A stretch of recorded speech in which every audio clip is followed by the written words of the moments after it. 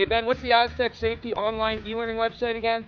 Yeah, that would be aztecsafety.com. Fire extinguisher and firefighting, we'll send that one to Paul. Ah, now here's a course I should probably take. Conflict resolution. Power line safety. Yeah, I thought it might help me with my line calls. Did you know this Aztec website has over 100 safety courses? Jeez. Aztec Safety online course. Ground disturbance. Could have used that a few seconds ago.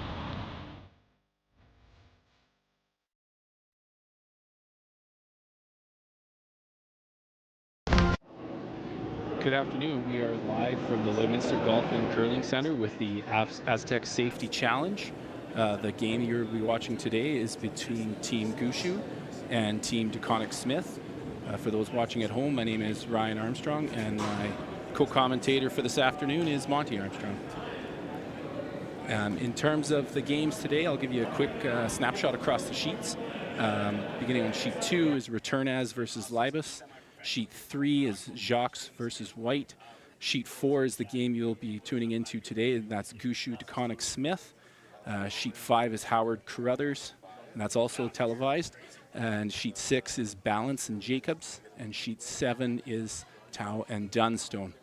So there's 2 featured games today for your viewing pleasure. They can be watched on TELUS Optic, the Lloydminster Curling Club YouTube channel, or Curling Zone. We are just waiting on the teams to finalize their last shot draw for the hammer. And while we wait, we can perhaps recap some of the results from the first draw this morning, the morning games. For those that haven't had an opportunity to log into the website, whether it's Curling Zone or otherwise, we had Mowat defeating Manners by a score of 9-2. We had Hesley defeating Knapp 6-3. We had McEwen defeating Edie 10-1. Pierce defeated Adine by a score of 8-5. Schwaller defeat Klist 9-4. And Goskins defeated Cooey, stealing in an extra end by a score of 7-5. So those were the first 12 teams to play in this event. These are the second 12 teams. This is a triple knockout format, so 3 losses, you're out. But if you qualify, then you're into the final 8, playing for cash on late Friday and Saturday.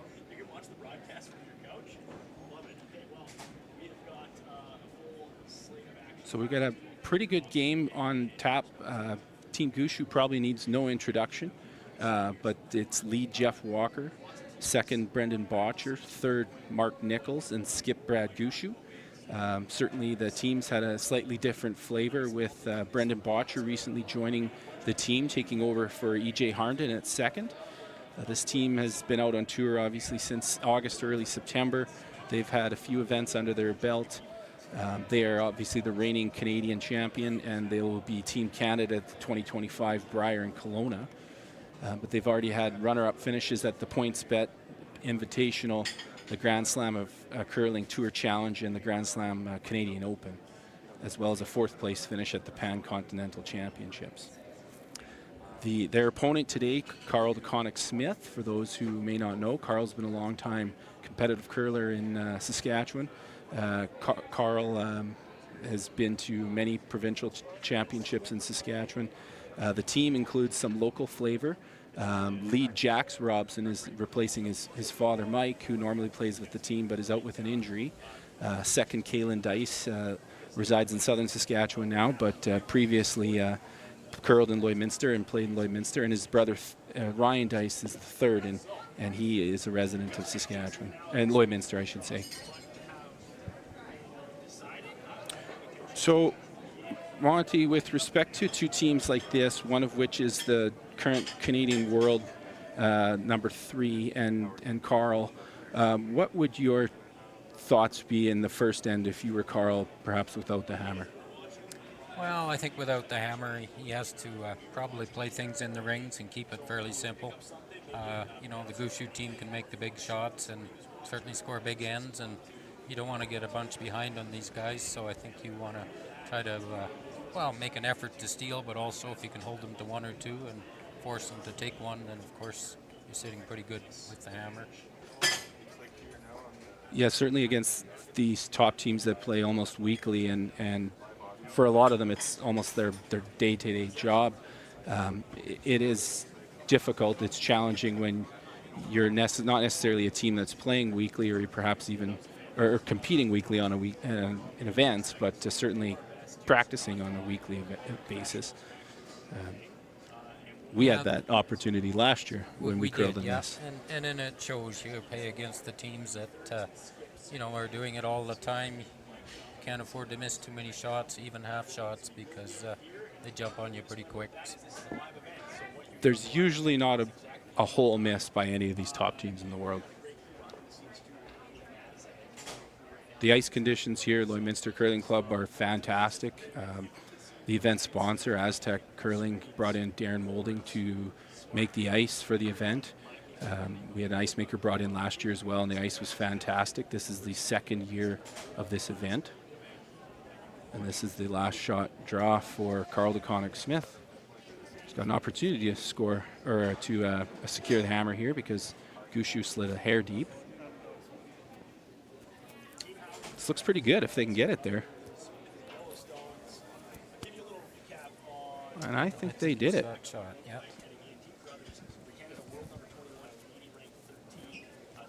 So on sheet 4, it will be DeConinck Smith with the hammer in the first end, throwing yellow stones, and Brad Gushue throwing first with the red stones.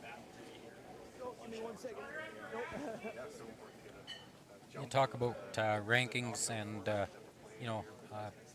Carl's team is ranked 139th in the Canadian Tour, and Brad's team is number 3, but when you get out on the ice, nobody thinks about those things. It's about making your shots and being competitive. So number 3 can mean quite a bit on the scoreboard, but if you make the right shots, you can still beat anybody.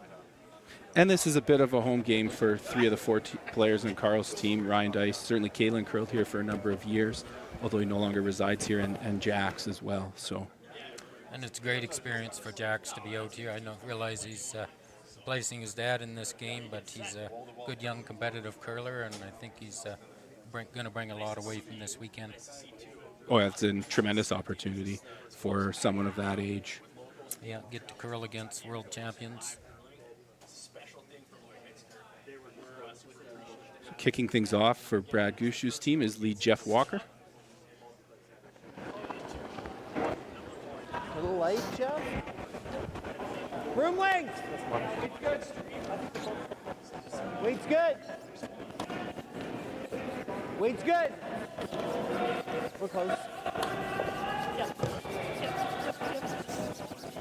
The ice is so good, and the sweepers are so good at judging these shots that there's not a whole bunch of these lead rocks that are put in the right spot. No, perfect center, guard split the center. It's typical of all these top leads, they do not miss much. Whether it's a Brier or Worlds or any of those Grand Slam events, you typically see those shooting percentages. It used to be 90 or 91, and now they're obviously 95 plus at most games for the top 3 or 5 leads of this. Team DeConinck Smith, the lead Jax Robson. Just looking to put up a corner guard, get something going this hand.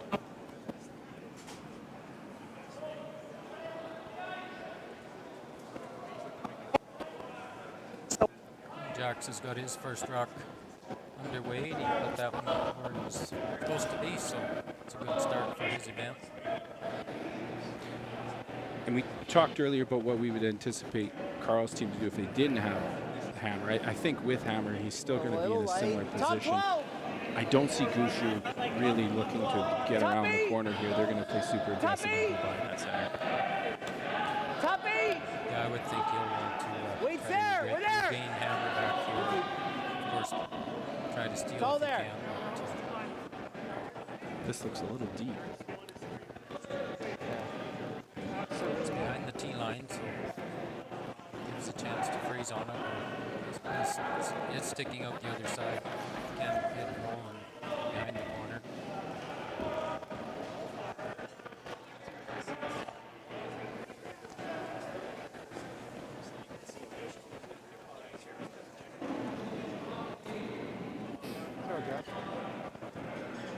Taking about a foot of ice, I think it'll probably be down weight on it. He called maybe a board. Team signaled that it's a little warm. This looks to be on the guard.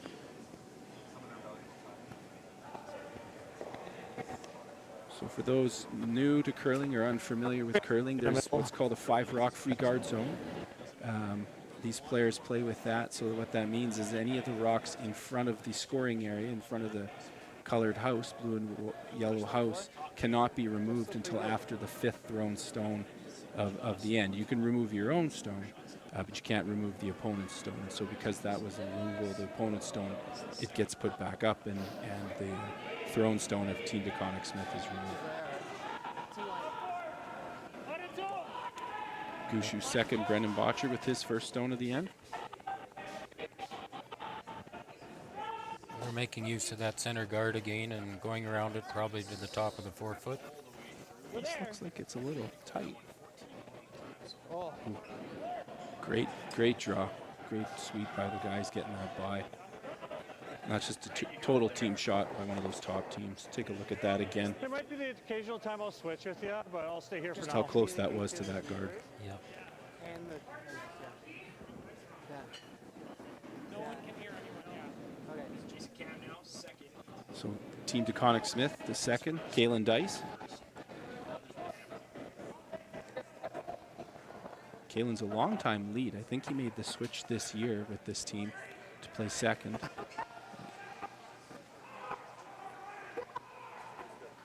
He's close here.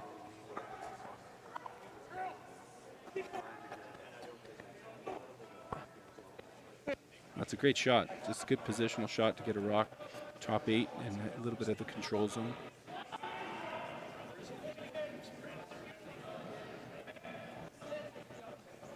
And Team Gushue staying aggressive here. They're looking to put a lot of pressure on early on. We were on it.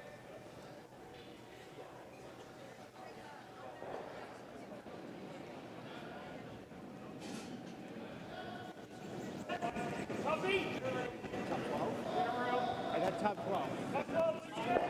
I don't have heavy. Here. It's a little light, Brendan.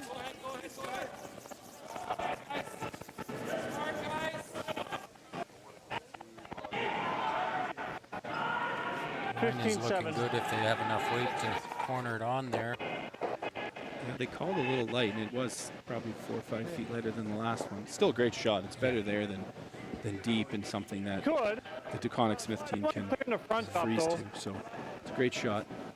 I think Carl will probably have to open I things always up had a now little to light, but make the sure he first has one some stood way shots to better back than in. what I expected. Yeah, if Carl wants to play defensive, he's probably going to look to try to peel the top or double I just peel. think we haven't seen If you wanted to play aggressive, much you could come sweeping, so around it's out turn again with pretty Kalen's rock and play a tap on those yellow-red. But this being the first end, it depends on your comfort with the ice and your comfort level with the amount of rocks in play in a first end.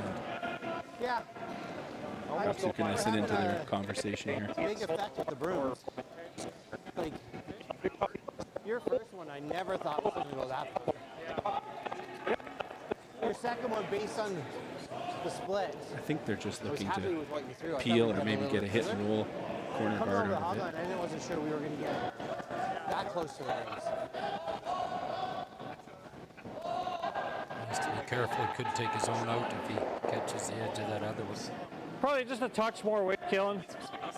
They're just playing a soft hit here. They're not looking for the double. It's mostly about the positioning of this Yellowstone. Hit and roll.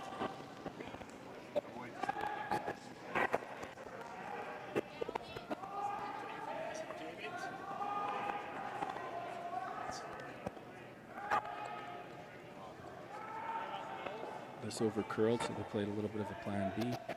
Try to move those Still reds off draw, center. eh?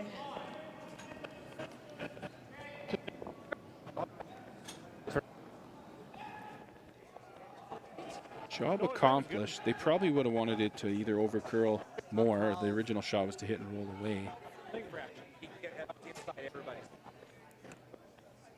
The problem now is that stagger on those 2 stones at the top. Yeah, and the Gushue team has thrown the exact same stone pretty near in all their first 5 shots, so they know exactly what it's going to do. So I'm sure this one will be pretty near where they want it, cornered on that yellow. Gushue lead is Mark Nichols. Sorry, Gushue third. My apologies. Of course, he's a longtime teammate of Brad Gushue, going back to, I believe, junior curling. Certainly through their Olympic run, 2006.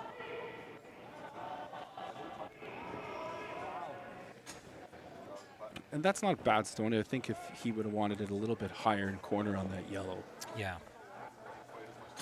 There's a chance of moving those 2 reds out of there. It's fast. I think so.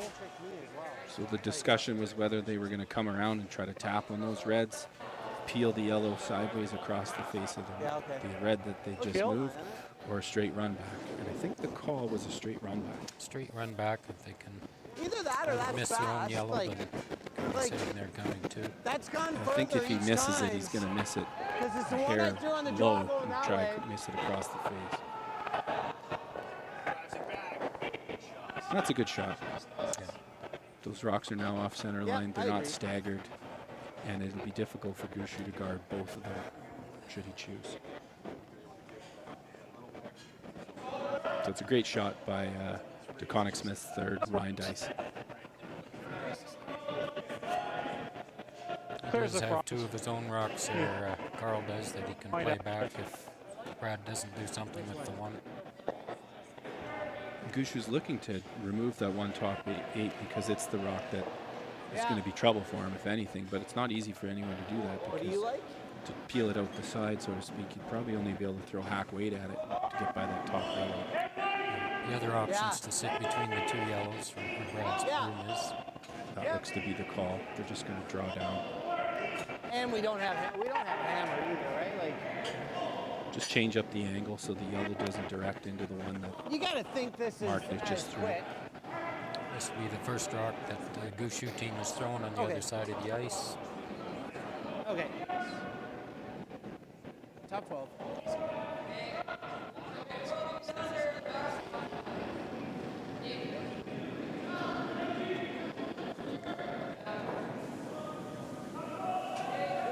Line's good. Yep. Gushue keeping up the pressure this end. They're not looking to necessarily remove any yellow stones, but just change the angles up. It's sitting okay for them right now. Hard! Hard!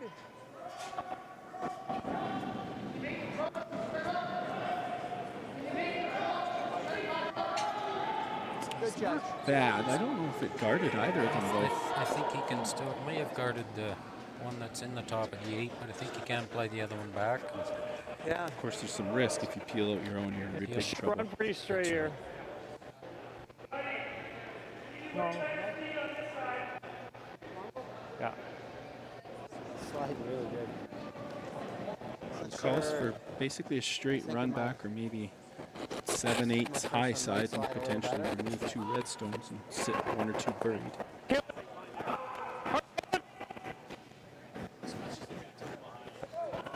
I think he's probably missed a little narrow. I don't think you could miss it wide though, so that's not a bad shot either.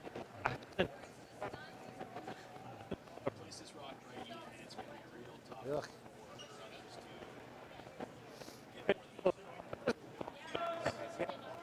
So Gushue could probably double those yellows out if he wanted. Yeah, a skinny double, but even Never if he touches the back of it, does it? getting sacked behind the top yellow, through quiet weight. The yellow that's fully in the 8 foot, I think, is the trouble stone. It's a little for him scary. right now. Do you ever do the same thing? Right now, this is Neil.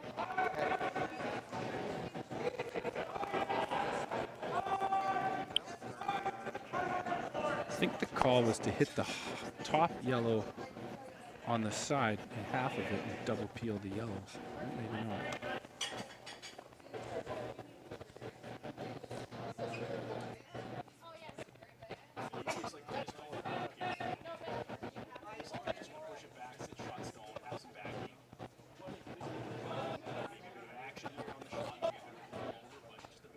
call just a nose hit? I'm not entirely sure. They didn't really indicate. Well, even if he played it onto his middle red at the back and split them out, It's not the worst result. Brad Gushue's first stone of the first end here in Lloydminster at the Aztec Safety Challenge. Oh, it was a thin double. And well executed.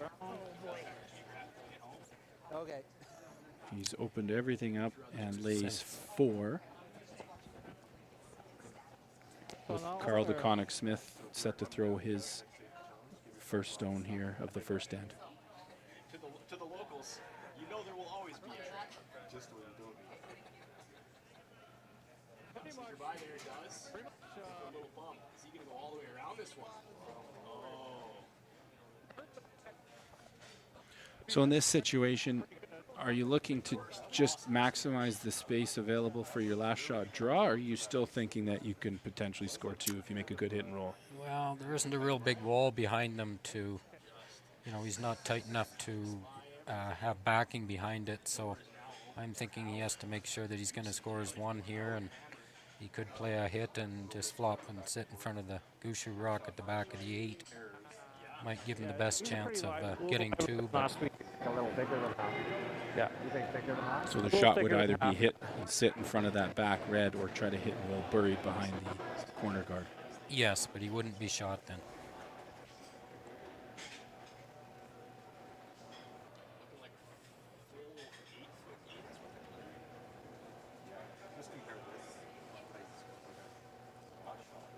I don't think a nose hit's the worst either, because if Brad Gushue noses back, there still might be a nose hit to score 1. Right. What I'd be playing.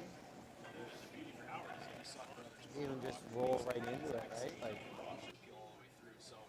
Carl DeConinck Smith, the skip of the team, his first stone of the first end here in Lloydminster at the Aztec Safety Challenge. Jax Robson on the sweep.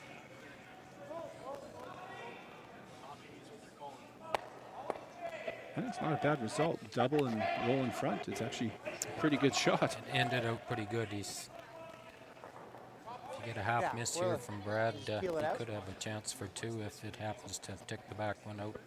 Yeah, he shot stone. He's going to force Brad to make a double. That's fine. And remove the yellow.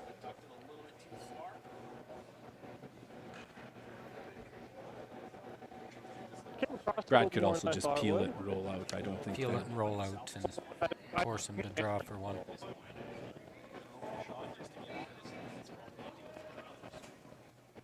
It's across it, man. Really went. Yeah.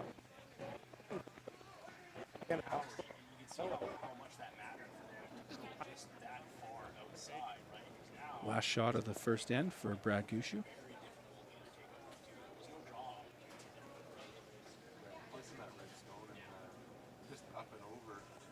yep. Hard. This is curling, definitely. Oh, great shot. Sits 3. Leave Carl the draw for 1. Great shot from Brad Gushue. Yeah. Yeah, it's just a bit of curl there. Always makes the skip maybe think twice or consider drawing against 2 versus drawing against 3. So it's always important, and that's what those top teams do. They'll put pressure on whenever they possibly can. Sometimes you look at the ice, you look at the amount of ice they're taking for that's a why draw, we're just kinda and I believe the call was to draw somewhat to backing, unless he changed it. just peel it out. But we're looking at 4.5 feet of ice, 4 feet to center line, and probably 5.5 to backing on that red line. I would think that's going to be a straight draw. I think so too. Kalen Dice and Jax Robson sweeping early. Put I it think out the call there. was it was a little light. This path is well worn though.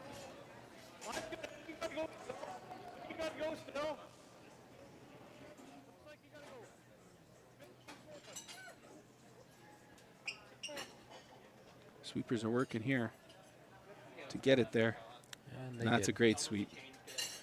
Great sweep. So in the first end, DeConinck Smith, yellow, scores 1 over Brad Gushue with the hammer. We'll be back for the second end in a few moments.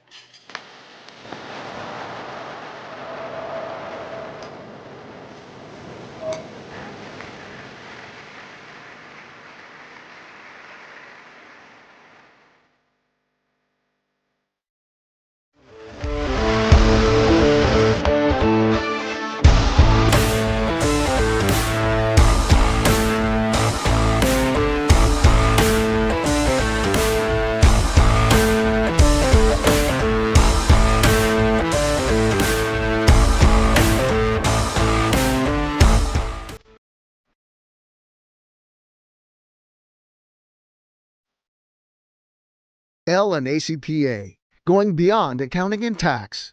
The assurance that experienced professionals that care are committed to providing you financial confidence and helping you reach your goals. We listen, we analyze, we advise, we deliver.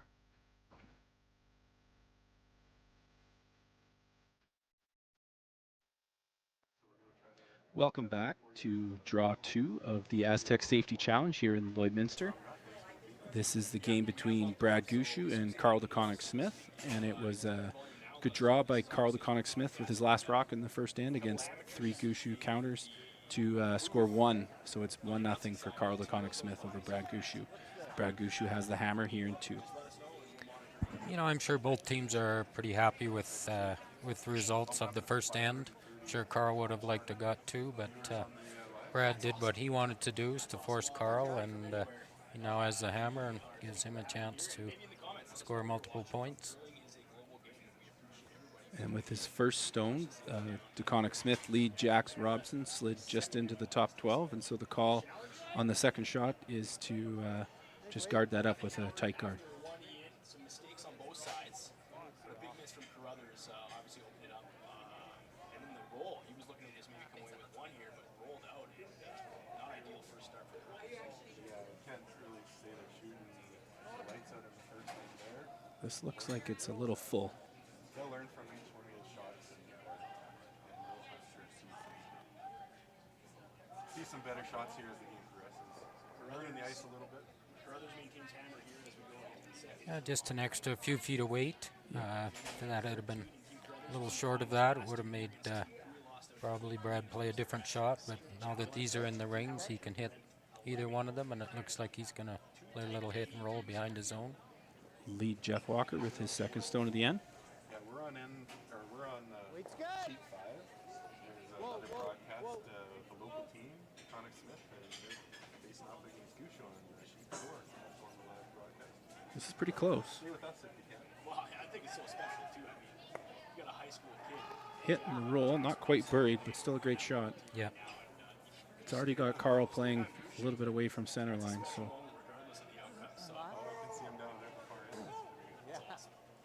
As you're watching, Lloydminster Curling Club here at the Lloydminster Golf and Curling Center is an 8-sheet facility.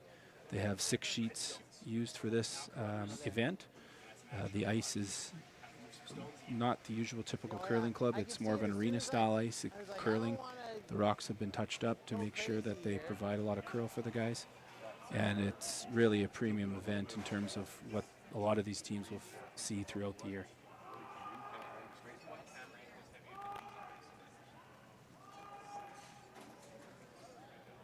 That's a great shot by second Kalen Dice. You might just see Gushue play the double.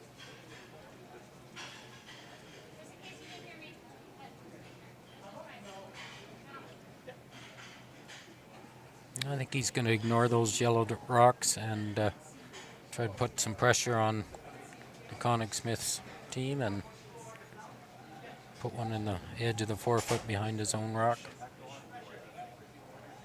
Yeah, these top teams will keep the pressure on the whole time, play aggressive. Second, Brendan Botcher with his first stone. And just a reminder, if you're watching the live stream, this is live, so you might hear some savory or unsavory words, and that's okay. Sometimes we express ourselves as human beings, and get our first official F-bomb of the stream. Thank you, Reader Others. couple of points in the chat here. First off, with Pepper. Oh, and this draw, this really curled that rock. What they're comping on? Yeah. Fire extinguisher. Fire extinguisher with Aztec safety. It's an important business here in town. They do so much for our community, and they have this whole thing. So small miss there from Team Gushue. Nothing I don't think they'll worry about too much because it's still a usable corner guard. She's just here for the announcer. It's early in the end, and you know, even if Carl gets a couple in behind, they've got the guns that can run those reds back and get rid of the opposition rocks pretty quick. So I'm sure, depending on what Galen does here, they may follow it, depending where he puts it. Yeah, whether it's Botcher or Nichols or even Brad Gushue, they all can throw the up weight so accurately that 2 or 3 rocks can disappear if they're not set up in the proper fashion. This is a wide out turn draw coming in. It looks pretty good. The rock of Botchers, this is a little bit of a fresher spot. They haven't been out this wide. Botchers curled hard. This is a good stone. That's a great rock by Kalen Dice. Yeah. Even acknowledgement by Brad that Gushue that was a great shot.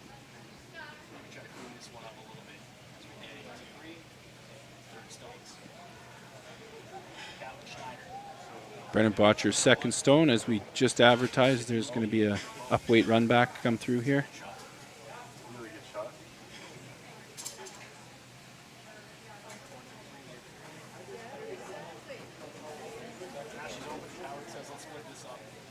It's close.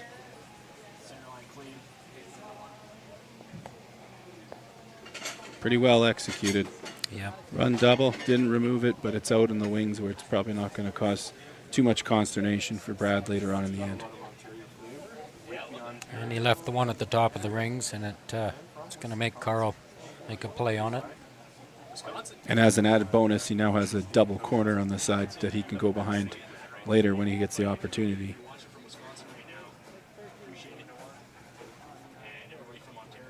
But if Ryan Dice can execute this shot, then there's a good opportunity to keep the pressure on and keep them away from that corner.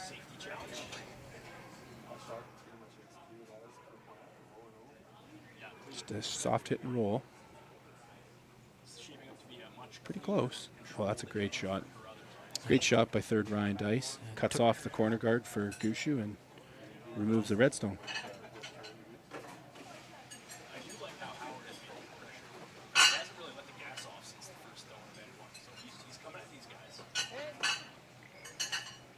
There's no trouble really for either team here. There's no center guard that's going to cause Brad any issues.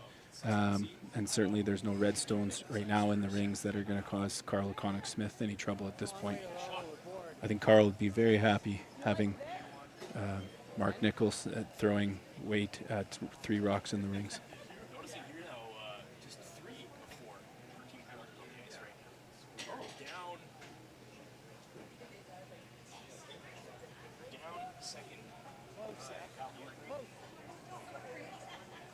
Call's just a soft way hit and roll. Can roll almost 10 feet over to the other yellow. Hard!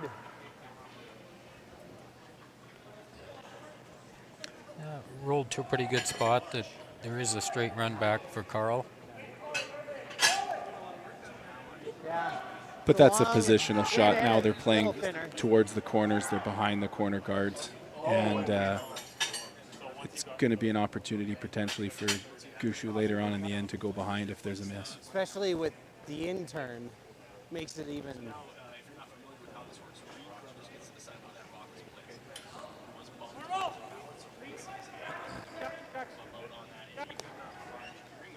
On the sweep, Jax Robson. Ryan Dice's final stone here in the second end. And removes the red. And I think the one he ran back just spun out.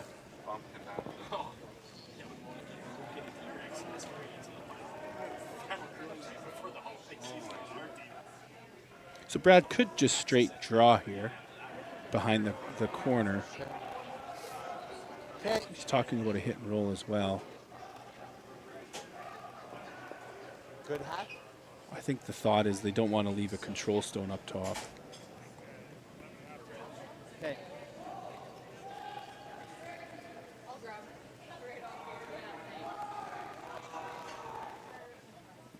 pretty much almost can't miss this shot as long as you stick around somewhere. Yeah, even if it's a nose hit, he's going to be shot rock. Yeah, and it's a control stone. It's going to force Carl to do something with it. I think they're looking to hit it thin and make a roll over to the yellows. Very close with this one.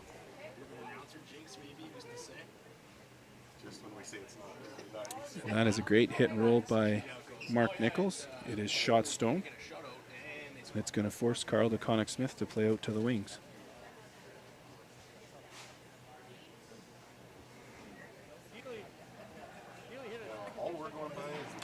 Or Carl could go around it, go around the reds, and but no, he's going to try to peel it out of there. Yeah, for Brad Gushue, he wants to score multiple points with hammer, but he's very patient. He's perfectly content taking a blank here and going to the third end, I would think.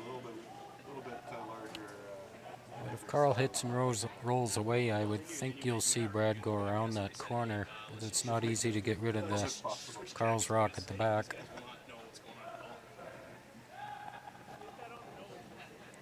Yeah, Carl has to be careful. He can't be tight here. He ticks any of those top red guards there in the rings, and then it's a 2 or 3 score for Brad. So it's not an easy shot here. Second end, Carl DeConinck Smith.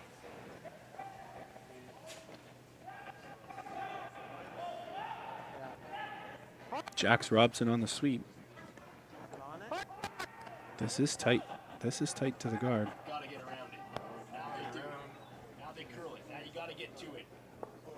Oh my goodness. So an opportunity here for Brad Gushue to set up for a 2 score. I would think early in the game he'll go to the other side and take his 2.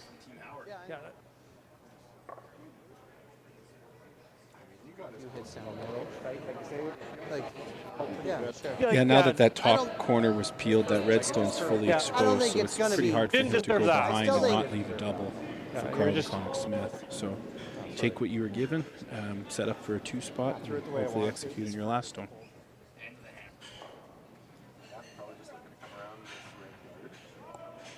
As we wait for Brad to set up, we'll mention a couple of his team sponsors here.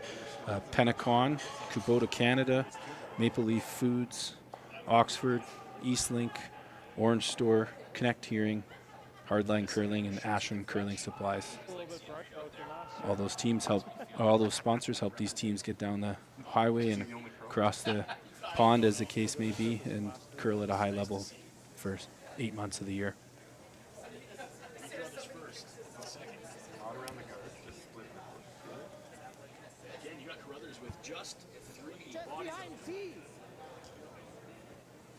First stone for Brad Gushue.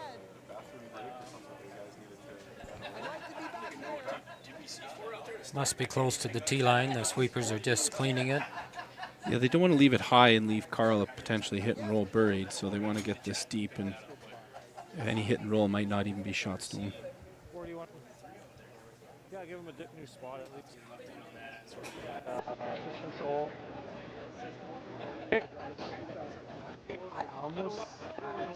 I almost said if you throw the same as the button. This will be last shot for Carl DeConinck Smith. Probably be a little bit more of a control weight, just looking to hit and sit, shot stone, inside edge of the 12-foot, and force Brad Gushue to play in a different path on his last stone for a hit and score for 2. They switched jackets. Oh my goodness.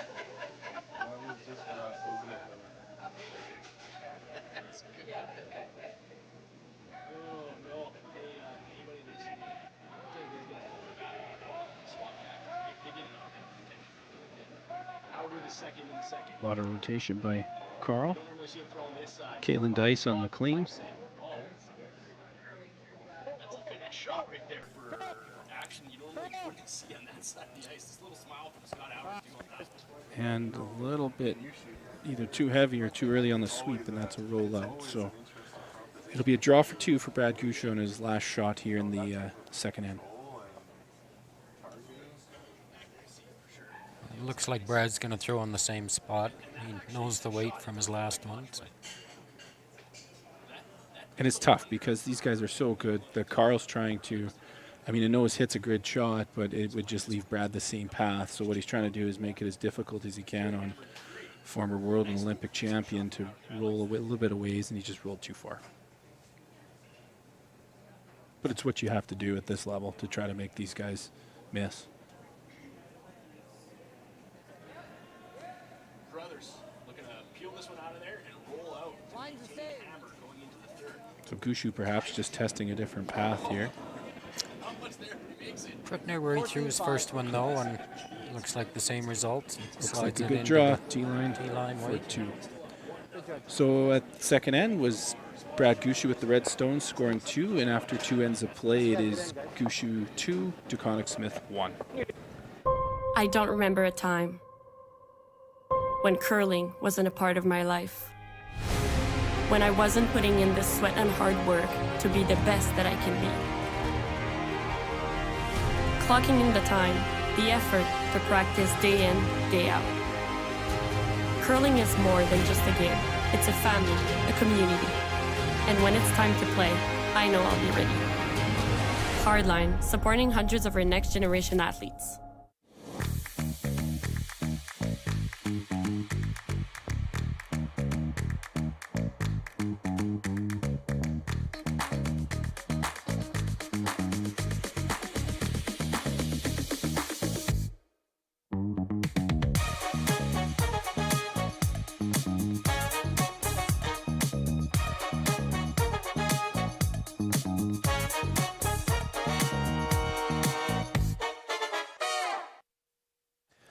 Welcome back to the Aztec Safety Challenge in Lloydminster at the Lloydminster Golf and Curling Center. We are here with this feature game is Gushue and DeConinck Smith. And Brad Gushue scored 2 with the hammer in the second end to go up 2-1. The lead for Team DeConinck Smith is young Jax Robson. As we indicated earlier, he's subbing for his dad, Mike Robson, who's out with an injury right now. It's a great opportunity, though, for Jax to play in this event. I believe he's just 15. Which has got to be a factor for sure at this level of play, but And it's a pretty good come around. Yeah, that was a great draw behind the center guard ahead of the tee line, so Gushue team will try to come down and freeze to it.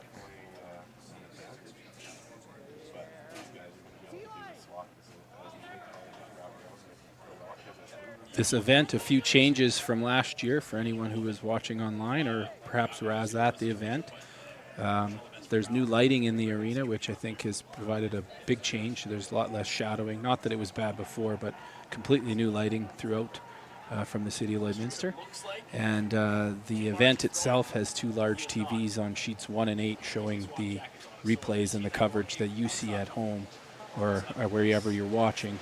They're seeing that in the arena as well for these 2 covered games. So that was a good come around by Jeff Walker, just tapped that yellow rock out. Carl DeConinck Smith asking Jax Robson to just make a little tap and roll, hit and roll.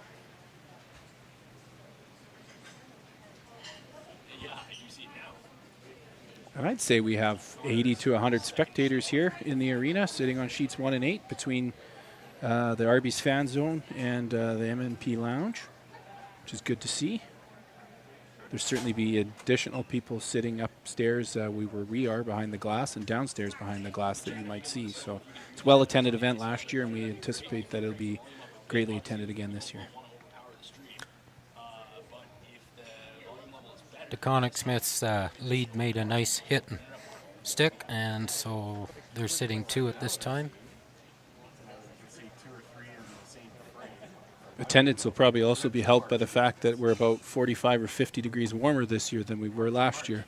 For anyone that was in attendance, it got below -40 for a few of the nights here, and I think it was a bit of a surprise for some of these teams. But most of them have come back that were invited, so obviously that didn't deter them.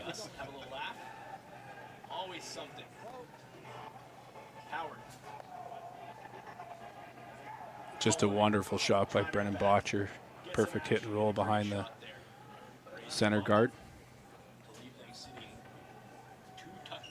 Keep the shooter on. Kids firing, he says. Great shot. Is that what you said? Okay. Don't have to be in the rings, just have to roll aside a little. So you hear third Ryan Dice just communicating. They No, just that's want good, to Kevin. hit that center guard, not peel it out, but they want to leave their shooter perhaps as a corner guard off to the side, use later on in the end. I was thinking the same thing.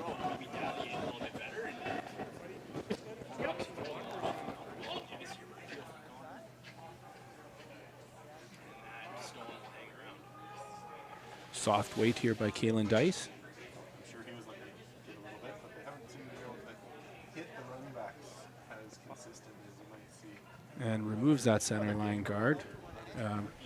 Left the corner guard, or center guard there, excuse me, so potentially something for Brad to use.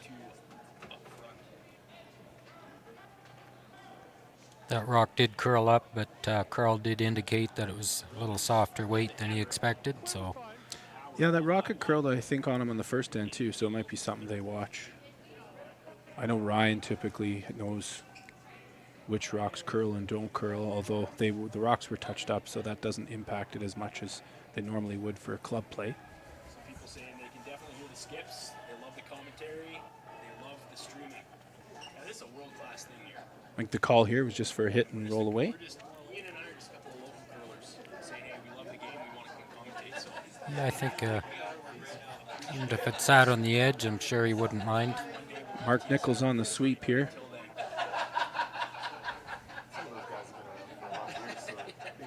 And they just got it by both rocks. It actually worked out really well for them. As you watch the highlight.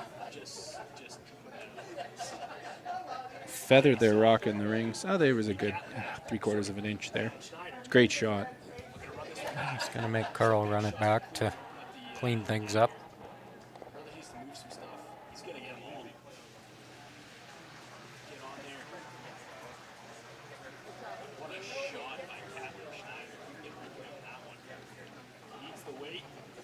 Run back here from DeConinck Smith second, Caitlin Dice.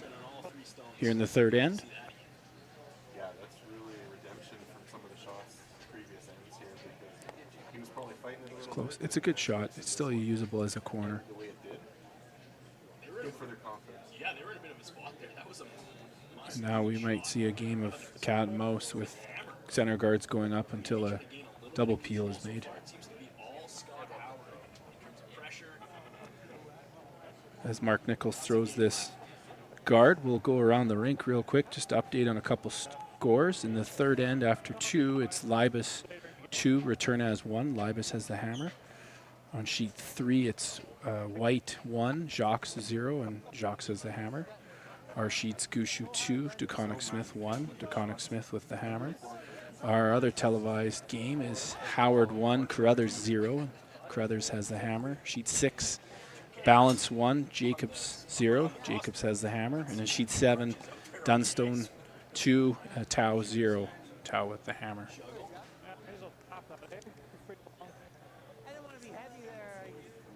So that was a good guard by Mark Nichols. He maybe would have wanted it 3 or 4 feet heavier, but it works out.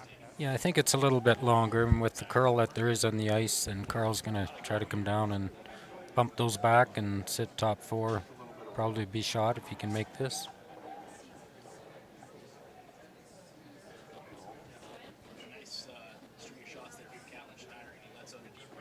Rock on the way from Ryan Dice. Lead Jax Robson on the sweep. This is close.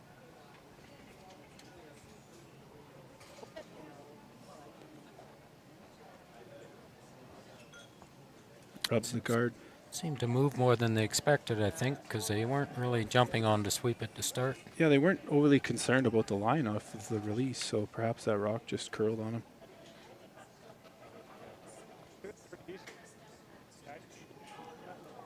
Mark Nichols is going to replace that guard. I'm sure they'll try to get it probably within 3 or 4 feet of the rings to block off both edges of the rock.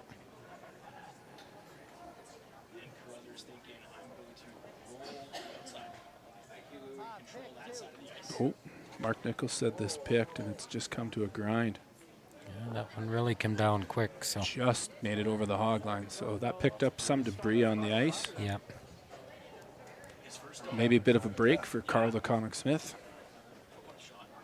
Gives Carl's third Ryan a chance to probably, even if he noses it and maybe flops a little bit to the left, he could be partly buried. Yeah, with the amount this curls, if they threw normal and crossed the face, they could even roll away behind that corner.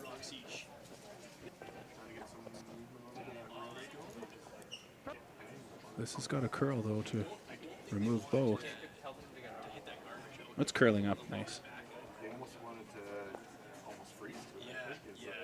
Good double takeout.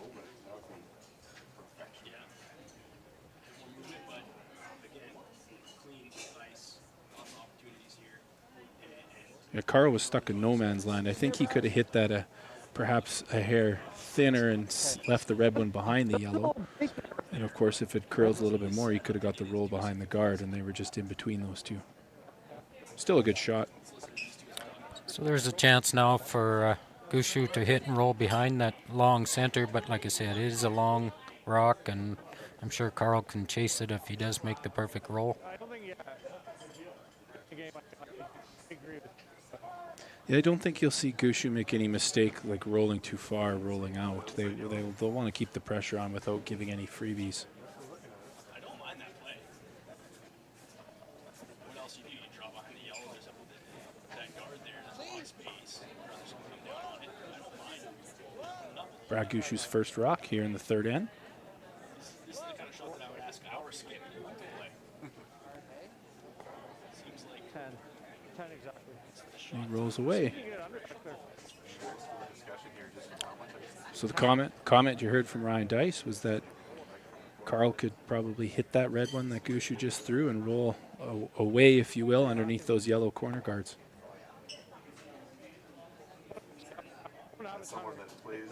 It's a bit of a mistake from Brad Gushue. I think he would have liked to have rolled to the center, keep everything behind the center guard.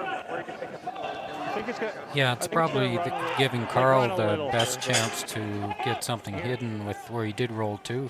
If Brad had rolled completely behind, he may have followed down to it and tried to freeze on it. But either way, I guess, you know, Brad is trying to keep Carl to one, and if he doesn't make a good shot here, then it's going to be hard to force him to take one. He'll probably end up blanking the end.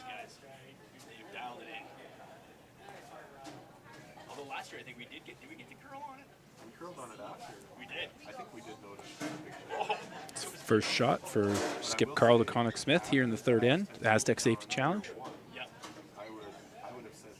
Against the reigning Canadian champion, Brad Gushue.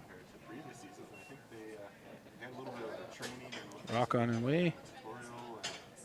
Calls for a soft weight hit and roll behind the corner guard. He's close. Jax Robson's working on it. Just trying to keep it from jamming on the... And that really seemed to run straight for him. Maybe it was a little warm. And that's a tough miss because it gives Brad Gushue a free draw behind a guard. And if it's executed well, it's probably a force.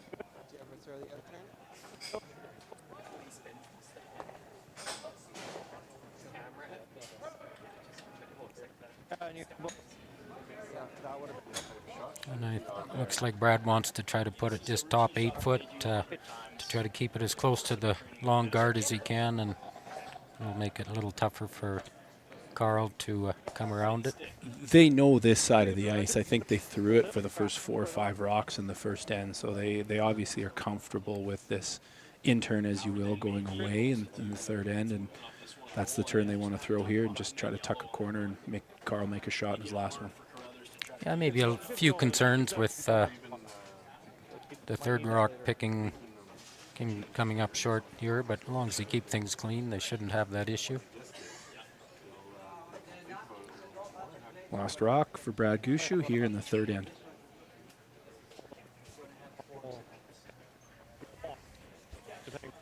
Howard with his final stone. Line's a little tight.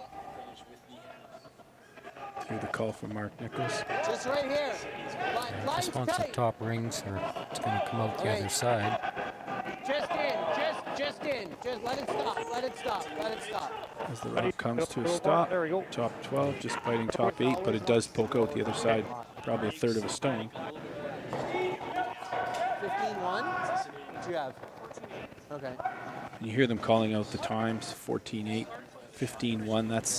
That's hog line to hog line tee times. So that's fairly quick ice in terms of ice that curls this much.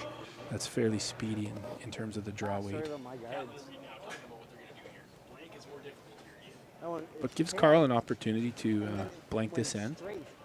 Like, we had more of the center line before it picked. Are they deciding to take a point or go for another head to end four? Yeah, that's what it looks like. So I mean, the team talks about it and goes, if we miss this, they steal one. Now we're down to nothing. Looks good out of his hand. Sweep by Jax Robson. By the guard. Gonna have to go on it to roll it out. Too tight to the guard. So a bit of a mistake, forced to 1, but it's a score of 1 for Carl DeConinck Smith, and after 3 ends of play, the score is tied 2-2. We're back for the 4th shortly. Handcrafted in Canada, Hardline's ice pad has revolutionized curling for over a decade. Engineered with top-tier precision and durability, it is backed by an unmatched 10-year warranty. Designed for curlers at all levels to sweep effortlessly with maximum efficiency, it is trusted by the world's best curlers, including Olympic and world champions. It is quite simply the best brew in the game. Hardline, join the revolution.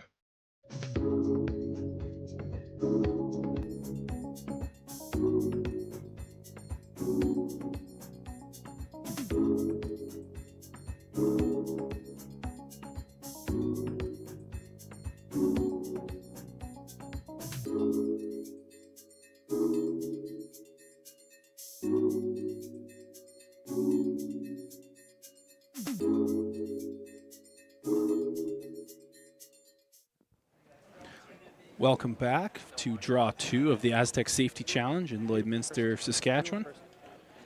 The game you are viewing here is the Gushue DeConinck Smith game. The score is tied 2-2 after a score of 1 from Carl DeConinck Smith in the 3rd end, playing the 4th.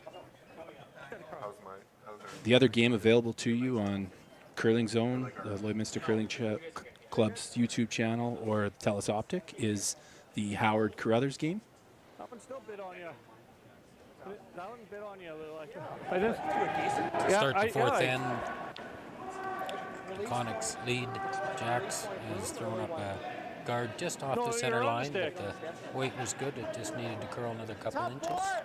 And they are playing with the tick rule, I believe, so that yellow guard can be ticked. I don't think you'll see it here, but for those unfamiliar, they've instituted a tick rule, which is to say that any rock that is touching the center line cannot be ticked off. That tick shot's made by the top leads in the world so easily. So to try to generate more rocks and play more scoring, they instituted that rule. Because that yellow rock is not touching the center line, it can be ticked. And I don't know if you heard earlier, Ryan Dice was talking to Carl DeConinck Smith after Jax Robson's first one, and he talked about it curling up a little bit more than they expected. Carl's last stone there in the 3rd end, so I think he said it bit, so perhaps the rocks are been sharpened, touched up before the event, and it's just catching them a little bit right now. I was thinking the same thing when we tightened it up. I was like, I think it's just going to run down the line.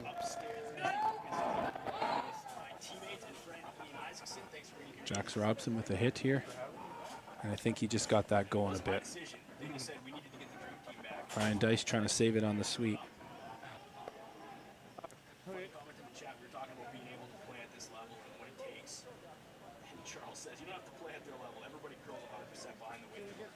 I think that's awesome. Anybody can sit back here and say, I can make that shot 10 times out of 10. Until you're actually on the ice with everybody watching, a different story.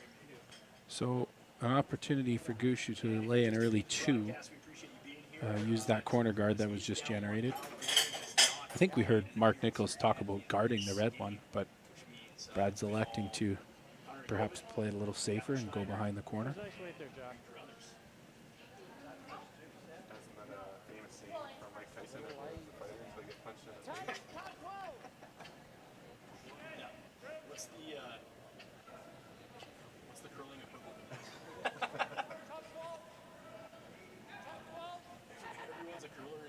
Sweepers are trying to get this one to move over a bit to get partly behind that guard. The weight looks very close. Yeah, early observations seem to be that it curls a little bit more coming from the wing to center line than it does going from center line out. That rock really didn't finish like you'd see it coming across center. So something to watch. Jax Robson, who is a high schooler playing on this team right now. Very cool. Back to our sheet. Brothers and Howard. Down to ice level with the call. Gotta get there. So the hit called for second Kalen Dice.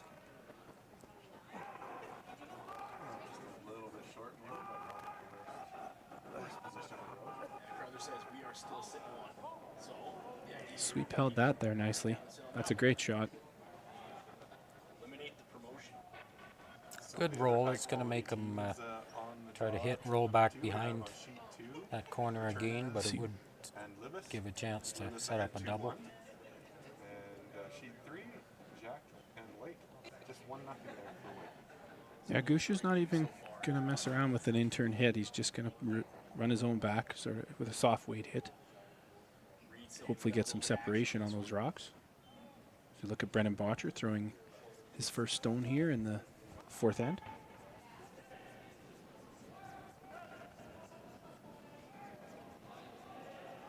That's exactly where he wanted that one, Ian.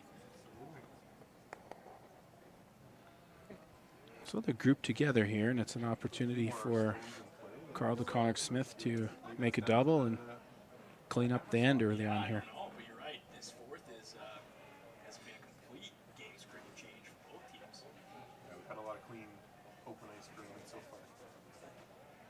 You were saying it as you were letting it go for sure.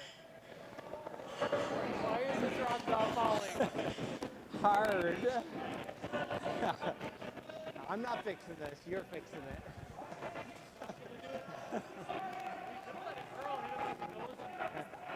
I thought we might do that as it was coming over to hog on. I think the goal is to leave their shooter in the rings for Go the other way? sure. Even if they don't necessarily make the double, I think they would like to keep a rock there that Gushue's got to play with.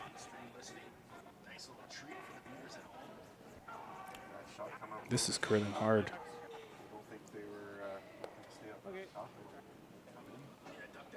Kalen may have got that one going a little bit because it seemed to be moving right after the release. Yeah, right out of his hand, the call was made for sweep. So it's tough. He made a great shot in his first one to group them, and Brendan Botcher did leave them grouped. And then when you don't make that second shot to make that double or position, it's against these top guys, it can be tough later on in the end. Listening to Carruthers and Captain Schneider here. 14-6 here. One thing that we do notice with the Aztec challenge. Second opportunity to go behind that corner guard.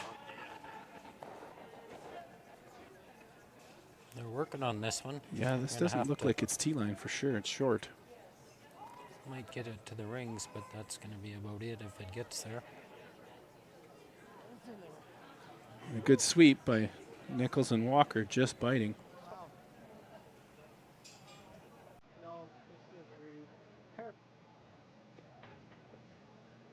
There's a chance to double them out if Ryan Dice can hit that probably 3/4 on the outside.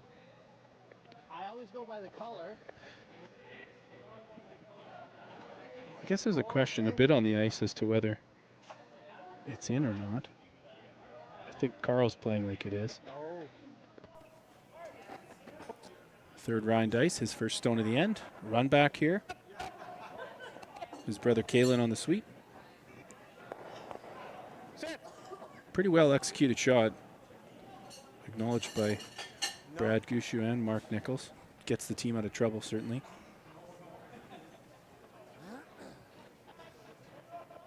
Nice shot.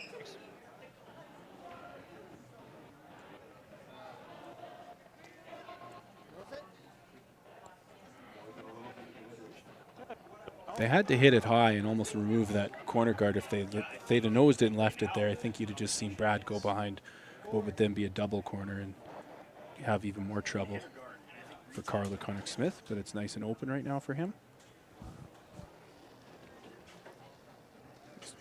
Brad Gushue's got the hammer here in the fourth end. Mark Nichols' first stone of the end.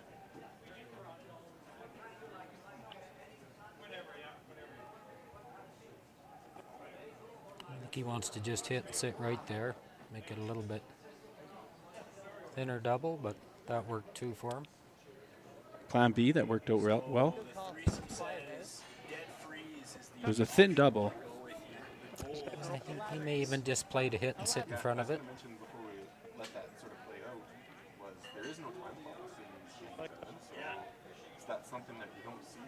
So there's the thin double. You could hit the high one in the 8 foot and roll in front of the one on the button.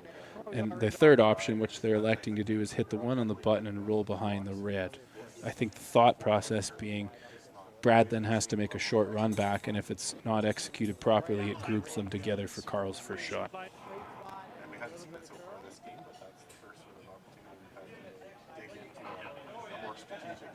This rock, they called the sweep out of his hand, so I don't think he's rolling too far. It's a nose hit, though, so Brad has to roll away with it. He can't just sit there and still leave a double.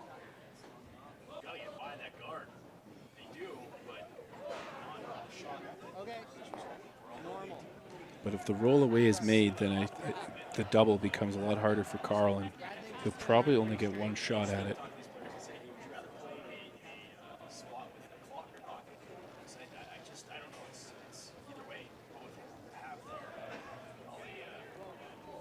Sorry there, Carl. Didn't quite get you.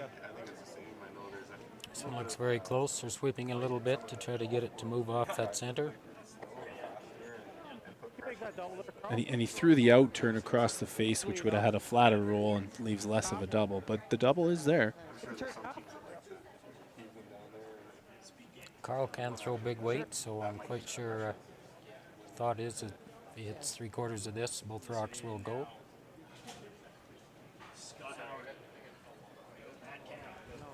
Not too much on the live chat. We are up over 800. So an opportunity here in end 4 for Carl DeConinck Smith to make a double and potentially get out of this end with a blank. That is an interesting part of today. His first stone of the end.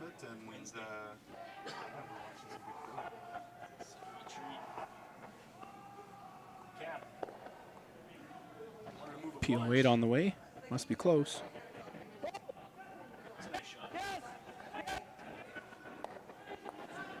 And touches both.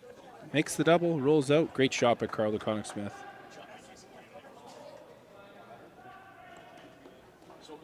That's probably the only real way you're going to get the double. You're going to probably have to roll out. As you hear third Ryan Dice. Tell him it's a good shot. Toss. Much better audio when he's yelling at his team. Yeah, the other end.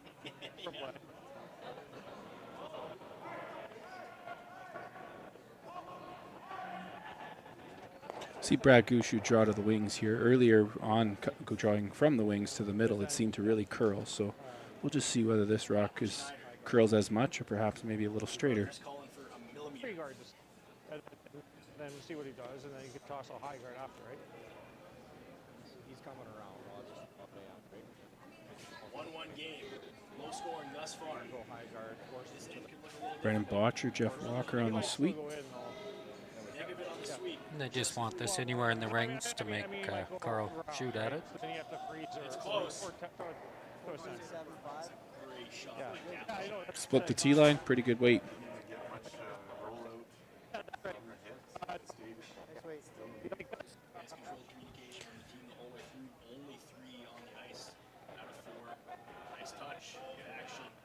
Carl DeConinck Smith for his last one here. He'll look to nose or just roll away and make Brad Gushue throw a different path for his blank. Now we've got some options for Scott Howard. Double is in play there again.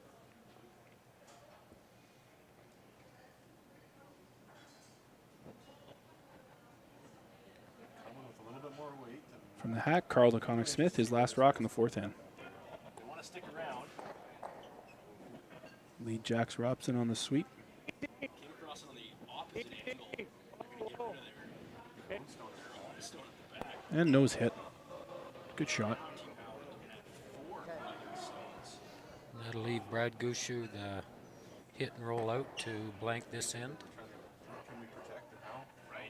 And I think both teams will still be happy. There were a few misses early on from DeConinck Smith, potentially an opportunity for Gushue to set up two.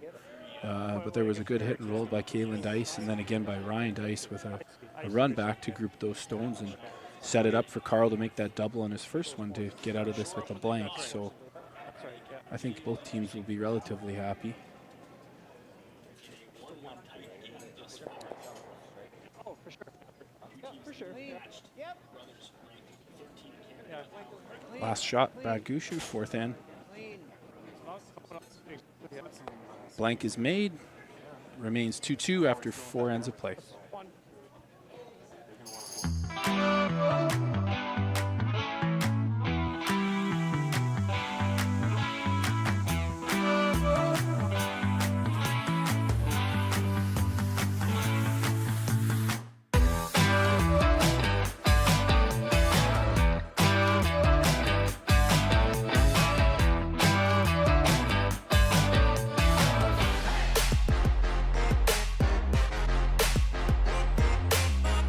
The official soundtrack to Canada's only border city, 1061 The GOAT. Stay connected with MyLloydminsterNow.com. The GOAT. Everything that rocks.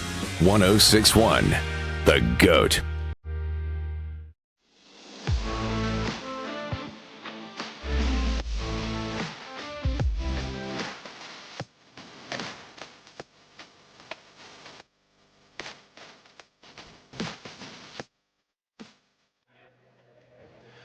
Welcome back to the Aztec Safety Challenge.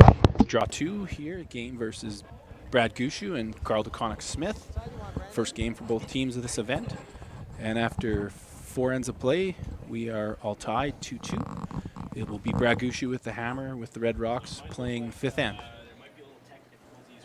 But the only thing that's changed is, although Carl DeConinck Smith started with the hammer in the first end, he is now without playing 5.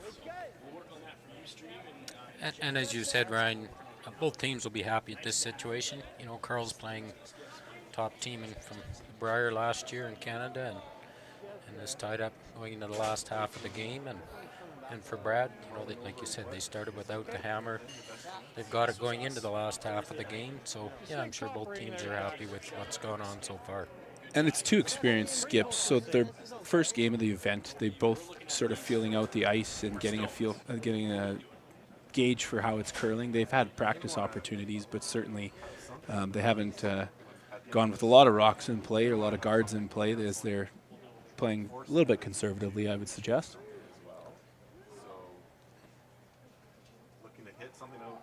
Second stone from DeConinck Smith lead Jax Robson, local high school student, getting an opportunity to play in this event in place of his dad. Looks like it's a great stone. He's freezing right on the nose of the Gushue stone. Yep, those are 2 great shots from Jax. He made a good center guard to split the center line, and then good come around on top of that Gushue stone. Double, nose, you're gonna clear some granite. Your shot rock's gonna stick around. Ideally, here we want some movement. Get rid of some yellow. Yeah, you're gonna want to see it often. Top 4! See something. The call from Brad Gushue is for Jeff Walker just to come around. Those top 12 stones. I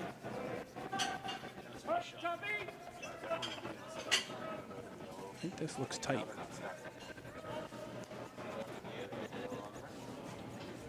Yeah.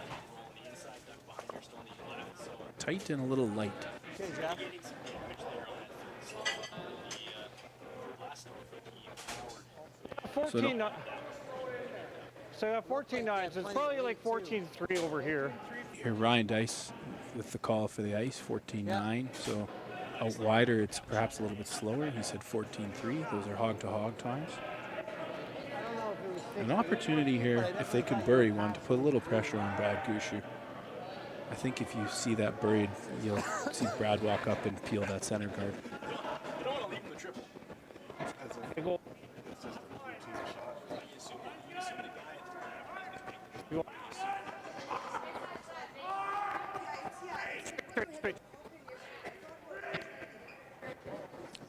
to have to go on this one. It looks a Yeah. little bit light. Over 900 people watching. From the first 4 ends, it looks like that ice is, I won't say dish, but it definitely curls a little harder from outside in for these players, certainly. The inside-out draws going behind those wide corner guards seem to have run a little straighter. They didn't necessarily bury, so something to keep an eye on.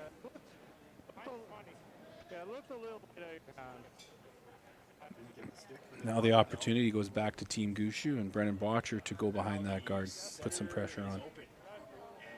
Howard immediately looks at. Do I get that dribble?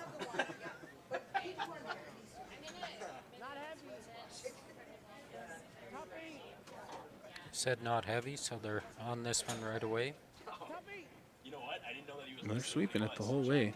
I think it's by the yellow guard, but the ones in the rings might be. Evan with the shout out on the stream. Thanks, man. But not in chat. No, he just texted me. Still a little light, I think. I don't think they were more than top 8 there. No harm, though. That doesn't hurt them at all. They didn't come up really short and create a mess up front. Looking to impact 3 Carruthers stones. For those just joining, it's Carl DeConinck Smith with yellow and Brad Gushue with red. DeConinck Smith second, Kalen Dice with his second stone of the end. Even a nose hit here will give Carl kind of control of that 4-foot area on that side, so I'm sure he'd be happy with that. Yeah, I don't know if he could have gotten the third one with that angle. Ryan Dice on the sweep, looking to get to nose. In any event. Didn't quite get there, so there's an opportunity here for Brad Gushue to either straight draw or a little hit and roll.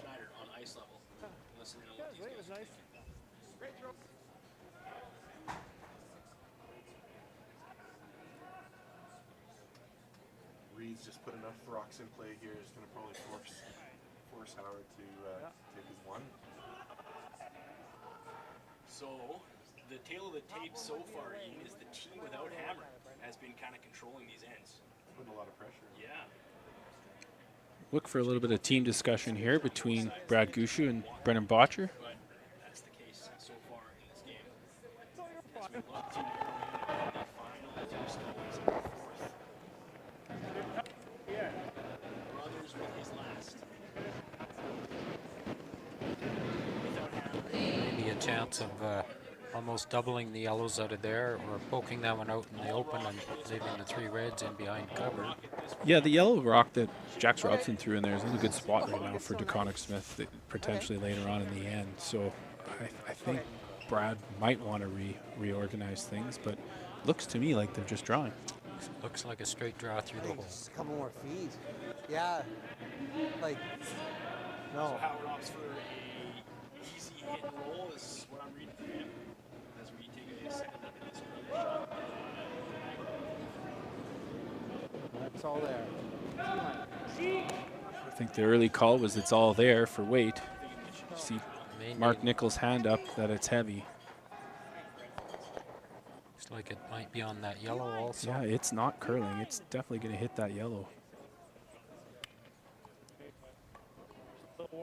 Howard with his final stone in the 4th. His weight was close. It just never moved That like they rock- expected. Yeah, that rock really didn't curl. It wasn't, I don't think, back 8 heavy because it only tapped that yellow a couple feet. So, But it is still sitting in a good spot for the Gushue team, and Carl has to decide whether he has to move on it or try to bump his own yellow in behind. Over Carruthers as we wrap up the 4th end. And more yeah, I think in this situation, in the 5th end, I don't know if you can bail, but you might be looking to advance one of your yellow center stones up and maybe remove a red. I don't think it's gambling time yet where you're trying to steal and put some pressure on these guys. It's only the 5th end. Maybe the 7th end you look to come around or something like that. But in this 5th end, I don't think you want to gamble and potentially give up a crooked number, 3 or 4. Might be looking at this coming around to the back of the 4-foot. Yeah, that's the call. Yeah, something like that. Although Botcher missed that shot, it still worked out really well for them because it's a control stone in front of that yellow that can be easily advanced and not easily removed by the DeConinck Smith team. So I think that's why they're not coming around this way.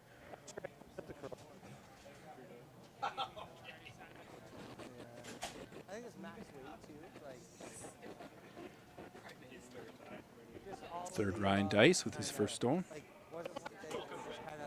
here in the fifth end. 2-1 for Howard over Carruthers after 4, and over to Ian with a They're working it Sweep all the the way whole down way, there. so they think they're close for weight. draw number 2.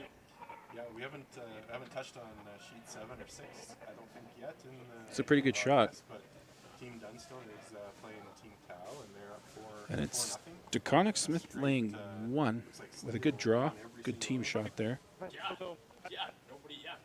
Okay, well, Dunstone on 4. I actually don't know if their second shot or if that red stone. I thought earlier the red was second, but Obviously, on our side, 2-1 for Howard. And Ian, what's the Gushue and local curling club? I think Gushue's so happy with this though because those reds are lined up to go back into where that yellow is now. So he's content just freezing down and getting into this aggressive game with a lot of rocks in play. Hanging in there against Gushue. Jacques and White's up 1-0 there, and Tornaz and Libis tied. Mark Nichols, first stone of the fifth end. Stream 2 of those games right now. Curling Zone, the Lord Curling Club YouTube page, or Telesoccer TV. Gushue Just looking to freeze straight down. 1, sheet 4, and us. looks very close. Looks close. I think it's got to curl a bit. And Carruthers in a tight one as well on this side. Yeah, I just happened to That's a bit of a miss. Yeah, it is. taking his first shot of it. Opportunity here for Carl DeConinck Smith. Whether it's a soft weight tap or a freeze to put some pressure on Gushue. Pretty amazing shot, so I get to see some bonus curling just below my vantage point.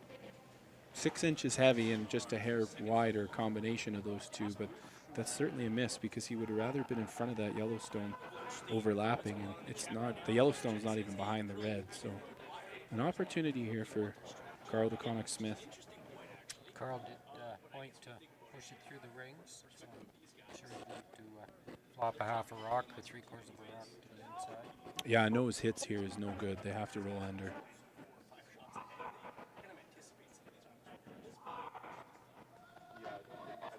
Carl on the sweep. It must be close. He yelled hard. It's got to curl a bit. It's a pretty good shot. I don't know if the double on the yellows is there. Pretty well executed though. And you might not be able to see at home, but that redstone didn't even leave play, so they're just throwing a down weight, not even a hack, just a back line that they can maneuver those stones without a lot of movement. And you heard Ryan Dice say that to Carl, that's why I didn't overthrow it. It's like third for Gushue. Mark Nichols is going to try the skinny double here. The high hard one. Sweep from Jeff Walker. And the double's made. And as good as that stone was thrown by Ryan Dice, these great shot by Mark Nichols and a double made. Still the opportunity to be the first one buried and keep the pressure on Brad Gushue here. A little bit more room and a little bit more weight than we thought. Like we got 5 hours. I guess we'll keep an eye on it because I don't know if Carl's thrown many draws yet this game. No, he hasn't thrown too many. Adam hitting pretty near everything, every end. The pressure's been on him. So. Well, it looks so good the whole way.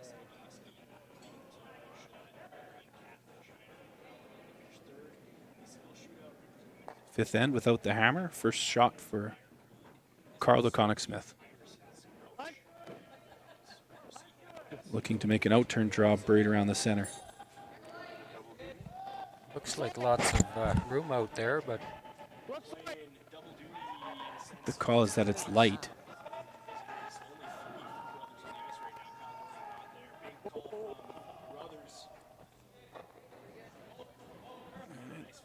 think they got shot rock. Maybe able to hit the yellow and tap the red sideways. Yeah. You're never going across the top of it. Probably the best shot, isn't it? So the call, I think. I agree. As long as you move it, as long as you don't stay there. I think to do that, slide two, I think you got to move there. Throw it nice, Carl. Wanted. Yeah, I think the line was a good shot for Carl. It was his first draw, so the risk certainly was going deep, and it's not in a bad spot. It's going to make Brad play the rock, Yeah. I'm quite sure. You couldn't be deep there. He does have an option of playing his own red back on the other side, but it still leaves that rock for Carl, the one he just threw, to play back. Yeah, the reward here for Brad Gushue, what you hear Mark Nichols talking about, is if he can hit that yellow, say half on the inside, and kick his red stone sideways into the other yellow, he could lay two and free up that yellow stone that's top 12, but more importantly, lay two later in the end.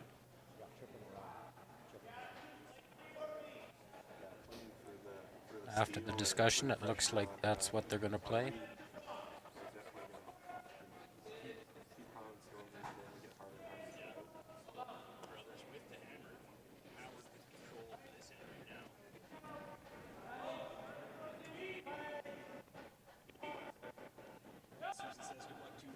First stone for Brad Gushue here in the fifth end with the hammer.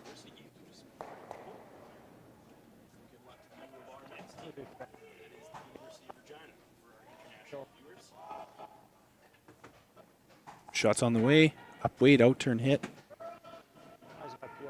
He's close. It's a pretty good shot. Well executed shot there. See that again. Jeff Walker on the sweep. Move the yellow stone, kick the red sideways into it. Pretty good result.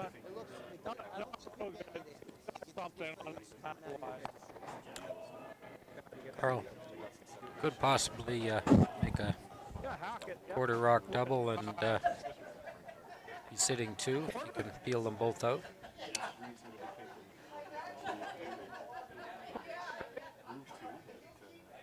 It's kind of a risk reward one. If he makes it, he's sitting two and forces one. If he misses it, he does probably give up two, but it won't be more than that.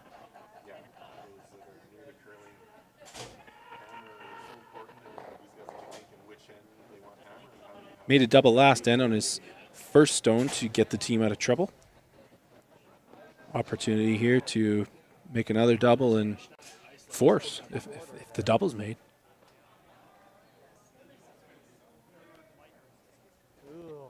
It's also the best way to keep it from scoring three, too.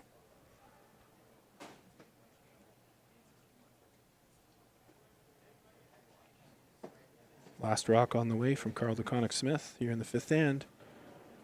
That's the call.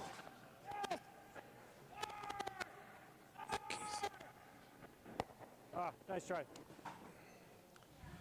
So the opportunity. Just past the back one, but we'll leave Gushue a draw for two.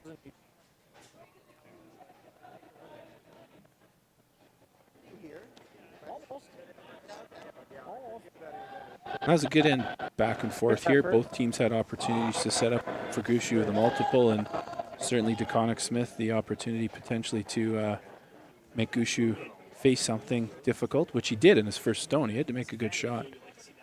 And the reward for that for Brad Gushue is a fairly simple draw for two.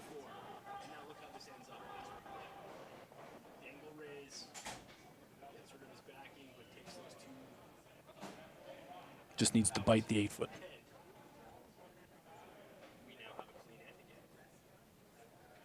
I think so far Brad is 100% on his draws, so I'm sure this one will be where they want it. Final stone, fifth end, Brad Gushue with the hammer, looking to draw and score his deuce. I think the guys like it because they're just cleaning.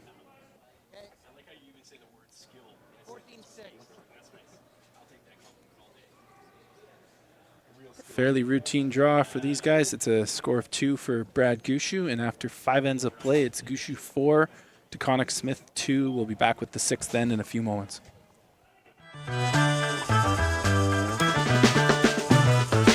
At It's Time Promotions, we make your brand stand out. From custom apparel made with precision, to headwear that puts your brand front and center, and vinyl decals that make your brand stick. We deliver promotional materials and print solutions that leave a lasting impression. With locations in Lloydminster and Provost, we proudly ship Canada-wide. It's Time Promotions, where your brand comes to life. Like people, businesses have their journey, their path, sometimes straight, but more often evolving, growing, and adapting to a changing world, creating the need for knowledge in areas like accounting, consulting, tax, technology, areas critical to your continued growth and success. All part of the journey, all part of what we do together with you. Because your success is the destination. MNP, wherever business takes you. Welcome back to the Aztec Safety Challenge here in Lloydminster, Saskatchewan. My name is Ryan Armstrong. I'm here with Monty Armstrong, providing you commentating for our second draw. The game is Gushue and DeConinck Smith. Gushue just scored 2 and is up 4-2, playing the 6th end. As we take a brief run around the rink, on the sheet 2, Libas is up 3-2 on Returnaz, playing the 6th end. Returnaz has the hammer. Jocks and White are still playing the 5th end. It's tied 1-1. Skipping over our game, the other televised game is Howard and Carruthers. It's 2-1 for Howard. They're playing the 5th. Sheet 6, it's Jacobs up 4-3 against Balance after a steal of 2 in the 4th end, and Jacobs has the hammer playing 6. And on sheet 7, Dunstone has scored 1 and stolen each of the following ends and is up 4-0 after 4, playing the 5th end against Tau.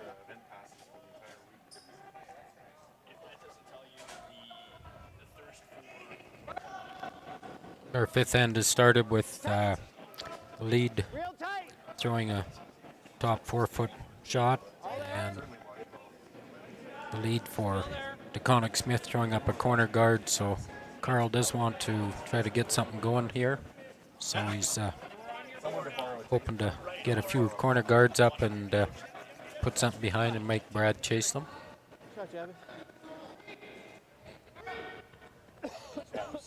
Yeah, Carl's really going to want to score 2 here, tie that up, push to 7. Certainly any score less. Well, he'd love to score more, but if he scored less, the potential then is for that Gushue team to start blasting, which is certainly their forte with the 3 players they've got at second, third, and skip, particularly Mark Nichols. Mark made a wonderful double in the last end after a good shot by Ryan Dice to lay 2 partially buried. So.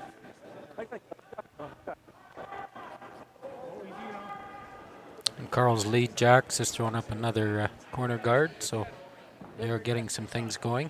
Yeah, those are 2 great corner guards. They're not going to be easy to double later on. I like it. 24 teams in this event. It's triple knockout, and top 8 teams qualify. So there's 3 qualifiers in the A. And some of the best teams in the world at this event. In case in point, you've got Gushue, 3rd-ranked team in the world. I believe Mowat's one of the top-ranked teams in the world. They played earlier this morning. And Brad Jacobs is out there, and they're top 3, top 5 in the world. So 6 of the top 10 teams, I believe, of the world at least here, and it's an opportunity for a couple of these local teams, including Carl DeConinck Smith's team, to butt heads with former Canadian World Olympic champion like Brad Gushue. A little more. A little more, a little more, a little more. Just wait. Brad has thrown up another center guard, so he's going to make Carl move something in order to open up the foot a little bit. They just come down like...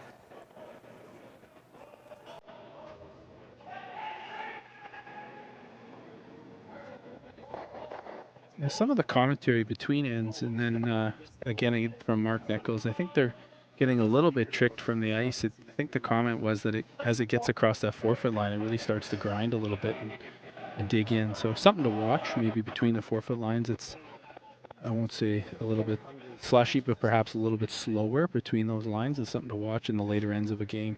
Ice has been great thus far.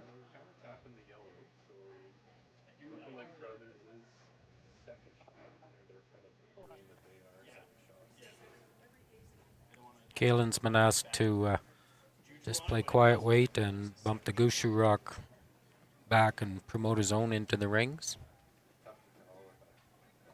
Yeah, they're not peeling. They're trying to always make something out of every one of these shots.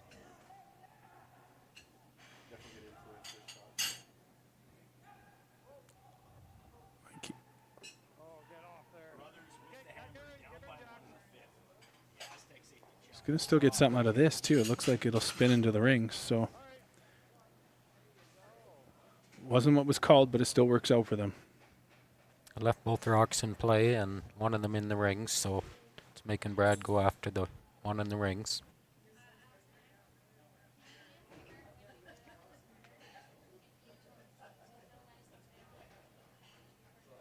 Brendan Botcher's second rock of the end.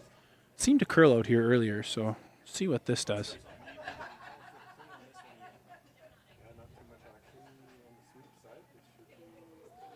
Jeff Walker indicates the weight's a little up. Mark Nichols on the sweep. Oh, and this is a really good shot. Great 6 foot hit and roll behind center by Brendan Botcher.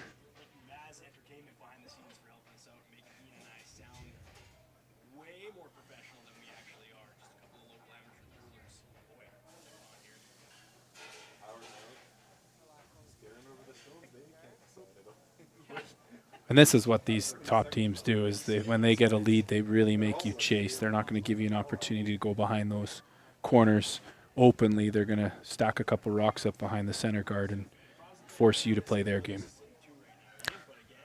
Carl does have an opportunity to possibly get rid of all 3 Gushue stones, but would still give Gushue something to draw behind.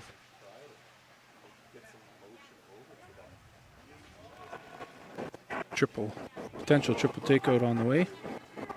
Kalen Dice. It's close. That's fine. And it's a good shot. Opens up the top 4 and moves that center star. Left his rock there to promote later if it's required. In fact, even the one that rolled out in the wings gives him an opportunity to hit and roll in off of it later. So triple's not made, but there's definitely a lot more options than there were a minute ago.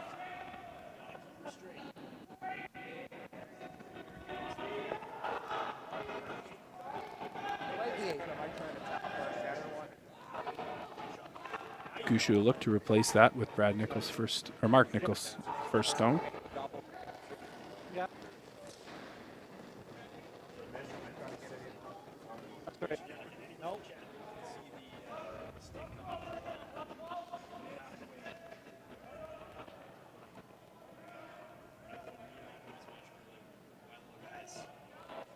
This draw is hanging out there. Moving now, it's going That's a great shot. there.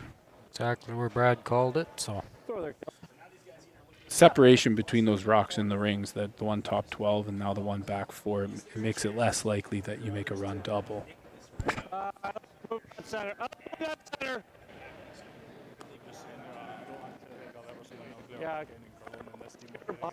Carl had considered that wide in-turn draw to the back, but is electing to play the run back again. I think he has to make some room to try to get 2 stones in there. So yeah, if they can hit this just across the face on the left-hand side of it as you look at it, it's an opportunity to make the double and be buried.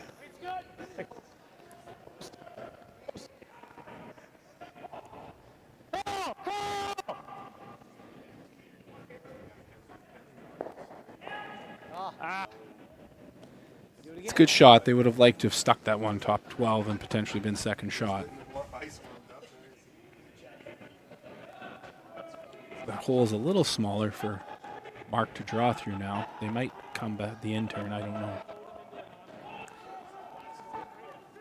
Give you the same weight? He's having Mark play the same draw, probably to the top 8. Put it behind that yellow so that run back isn't there.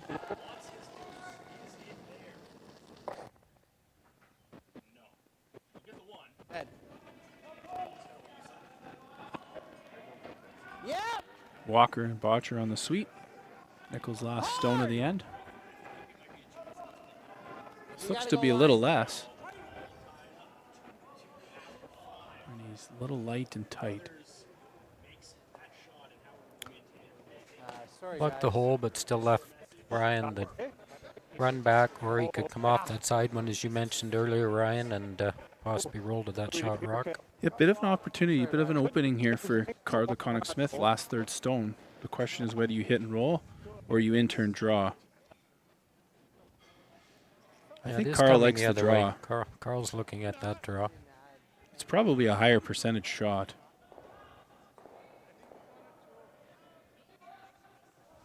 I think this late in the end, you want to get shot stone one way or the other.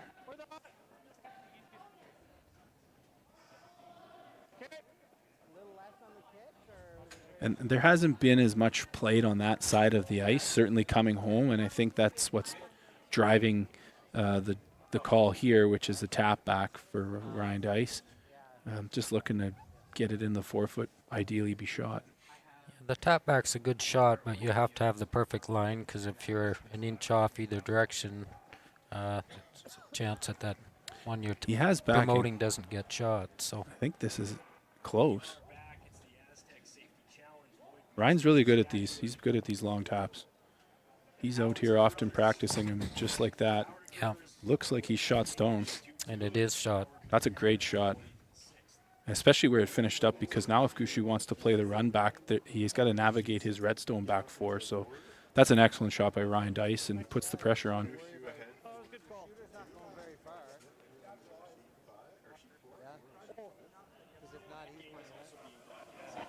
I was thinking, like, after I said, Pushing these guys to think, which is good.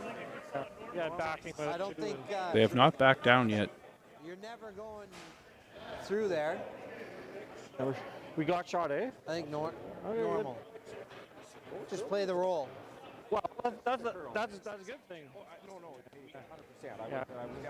As Ryan Dice just indicated, the fact that it maybe over-curled a fraction of an inch was a good thing, because it tapped that yellow where you can't promote that red guard to run it back into the yellow without the danger of jamming it on that back red one. So that's driven the decision here by Brad Gushue to hit and roll. Yeah, if it was straight back, Brad would have a fairly easy angle run back. Easy for these guys. Yeah, I think curling fans take for granted how easy they make these run backs, but it certainly isn't easy, as most of the club curlers out there can confess. First skip stone of the end for Brad Gushue. Look at a hit and roll. This is curling hard on him. And a hair thin. Did not get the roll up from his own or the straight hit and roll, so it remains Carl DeConinck Smith laying 1.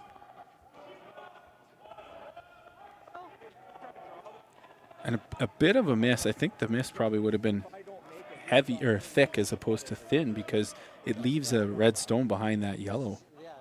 So the run back's still difficult. I almost think Carl's going to go with that draw that he indicated that he was looking at having Ryan Dice throw. I don't think he wants to promote that middle one, open up that 4 foot any more than he has to. Yeah, he could tap the center again to the side and roll his shooter and take away the run back. He could do that. The draw, as you look at it from this angle, isn't an easy draw. The rocks curl a lot, so you don't have to be tight to that red corner guard as they look at it. I think the concern they have is that they have not thrown that path coming home a lot, that in-turn draw coming home. It risks that, right? Okay, yeah. So 6th end. So you're looking at promoting the outside yellow back? Well, if you don't do it, Gushue might do it. There's not a lot of risk for Brad Gushue to do that. Okay.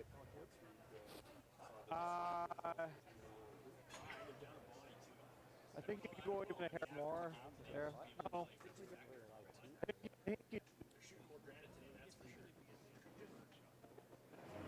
So I think the call is to tap it 2/3, maybe half, and promote it across the center line into the 4-foot.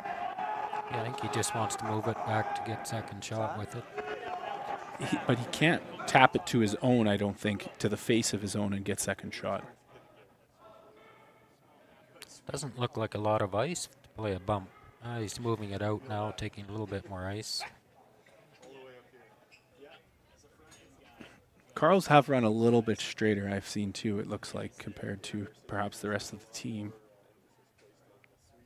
He's got a good positive release for this type of ice conditions. First stone in the 6th end with hammer, Carl DeConinck Smith.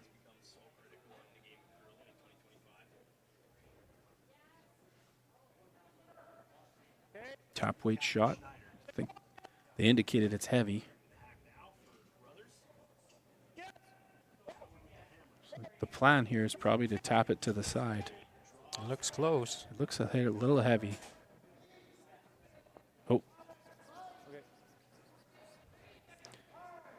And the goal there, I think, was to catch the yellow, slow it down. But it's still an excellent shot. 3rd stone buried.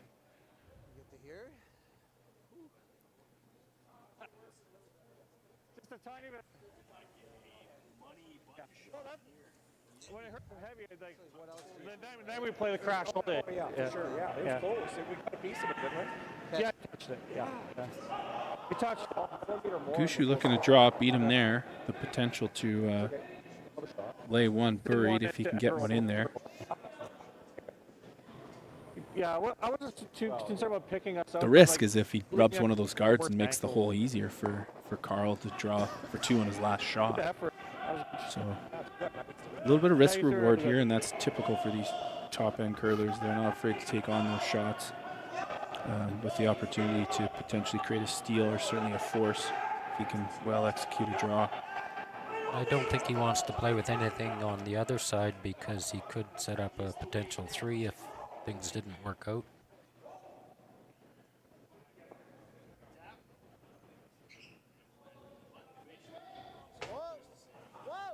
Brad Gushue's last rock on N6 is on the way.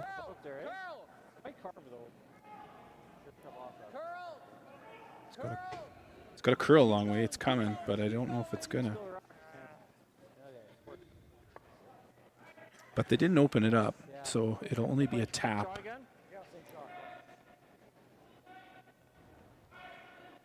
The same weight on it? Minimum weight, I think.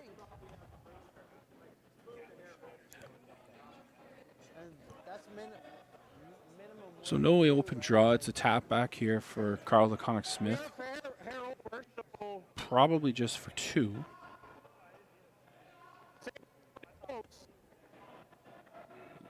They can elect to either tap it into the across the face of their own yellow, straight tap it to the top of the button, or if it curls up, they would tap it to the red one, which would be difficult, but it's doable.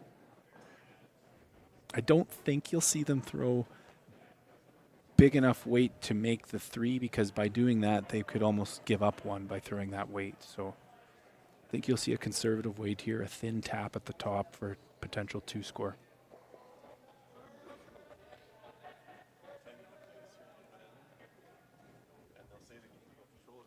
Last shot, 6th end, Carl DeConinck Smith.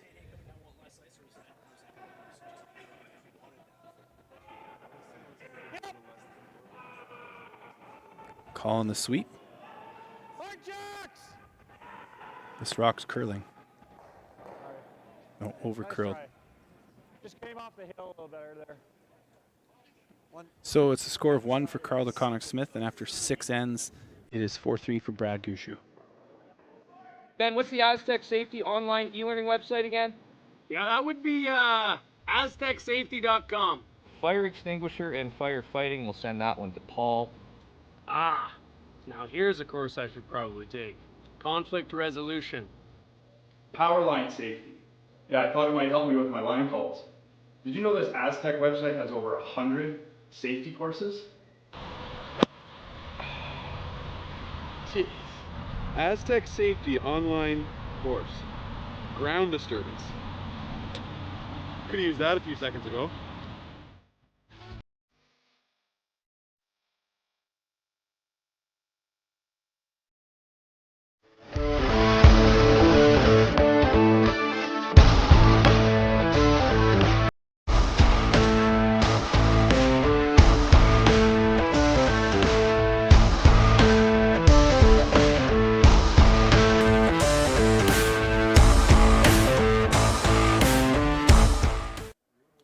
And we are back live at the Lloydminster Golf and Curling Center for the Aztec Safety Challenge.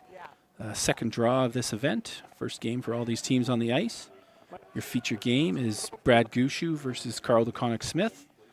And DeConinck Smith scored 1 in the 6th end to make it 4-3 after 6 ends of play. Whether you're watching on TELUS Optic TV, the Lloydminster Curling Club YouTube channel, or Curling Zone, we welcome you to this event. It's its second year, and it was highly successful in the first year, and we're looking to a great week of curling here at the Aztec Safety Challenge here in 2025. Line's good. Line's good.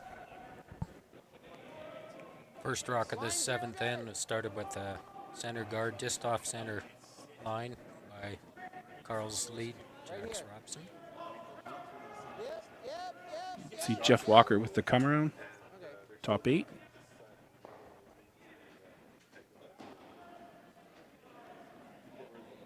Tight 3. For Carl, they're going to want a lot of separation between those two center guards. Maybe thinking potential steal, but certainly at worst a force to 1 here in the 7th end, and an opportunity potential with the hammer in 8.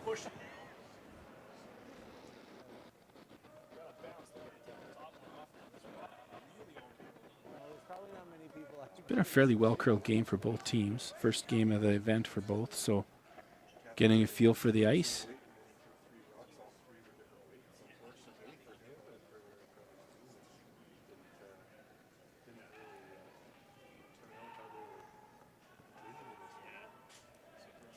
Second center guard in play.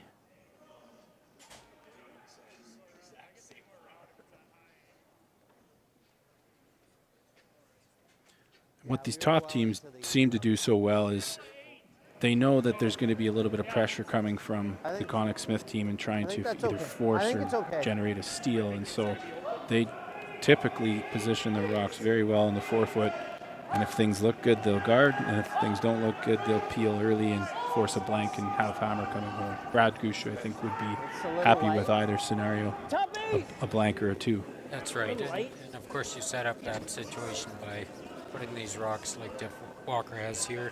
First one, top 8-foot. We gotta go. Second one, Last he wants one to died. go partly behind, and right away it forces Carl's front end to make some good shots to follow them down.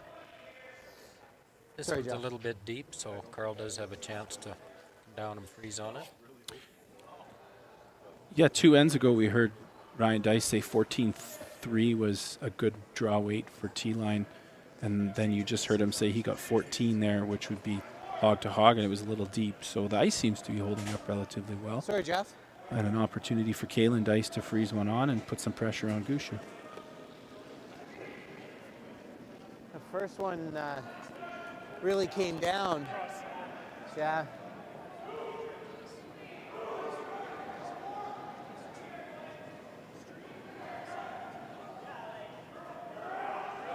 It's closer than this one. They're trying to get it to curl a little bit.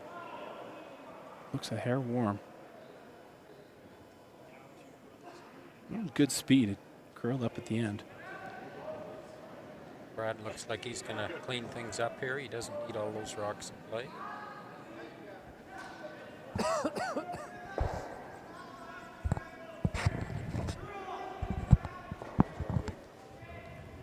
Call for Brennan Botcher's the double peel, and if it's well executed, he might even get one of moving in the rings. His first stone of the end.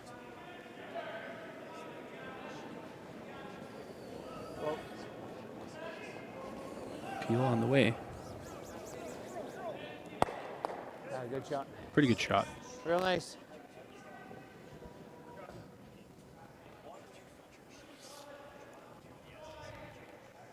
No need to promote that yellow one into the rings. They might have liked to move it, but they're pretty happy with that double peel.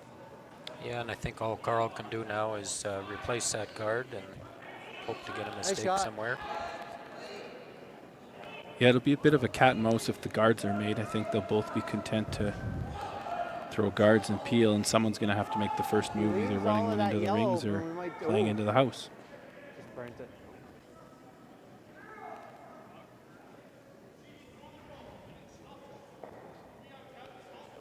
His Connor was trying to make a curl and the broom stuck. Tight, tight, tight, hold it up there. Guard on the way from DeConinck Smith, second Kalen Dice.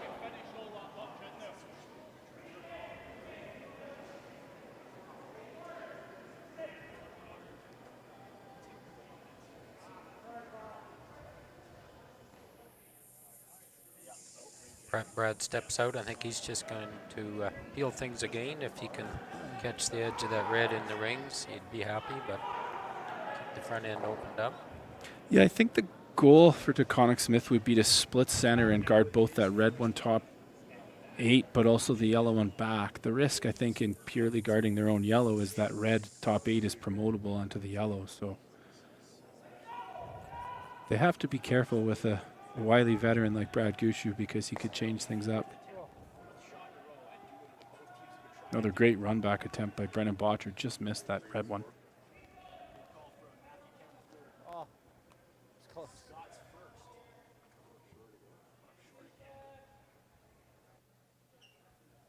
Seventh end action here in the Lloydminster Golf and Curling Center.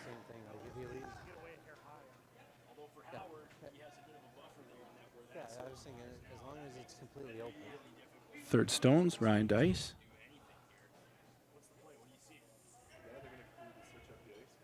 Carl's calling for another center guard. I'm sure he'd like to have it right on center, cover both the red and part of his own rock. The last one thrown by Kalen was nice high guard and made that run back tougher for Brennan Botcher. This looks to be similar distance. Oh, you're far off. Just make a little move. Do you like nose in the yellow here? It's a good stone. Looks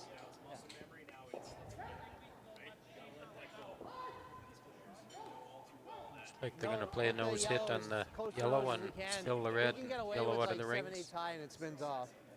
Yeah. Or are they peeling?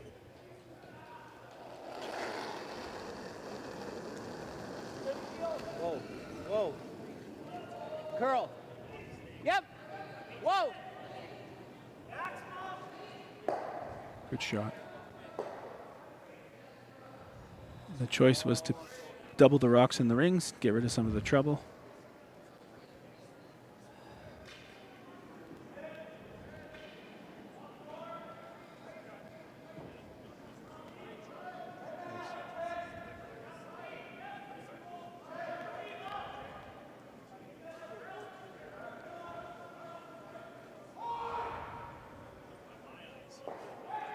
So the discussion between Ryan Dice and Carl DeConinck Smith is trying to get a rock buried second, third stone already. So you don't want to be in a situation where you're trying to steal and you give up 3.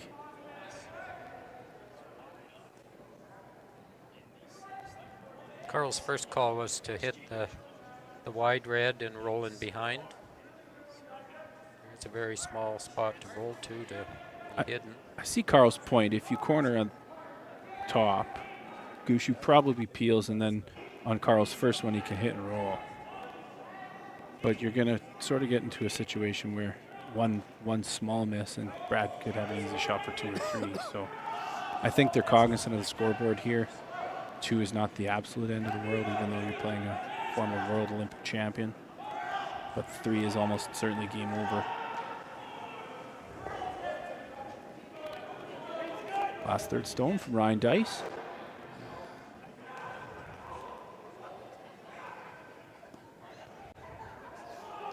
Jax Robson on the sweep. They must be close. Hit and roll. And just needed another foot. Well thrown, Stone. Just didn't get the curl that they thought they might. It was a little light on my board a few ends ago. Well, Gushue will have two choices here. It looks like he's probably going to try to hit it and roll back where he was, off to the side.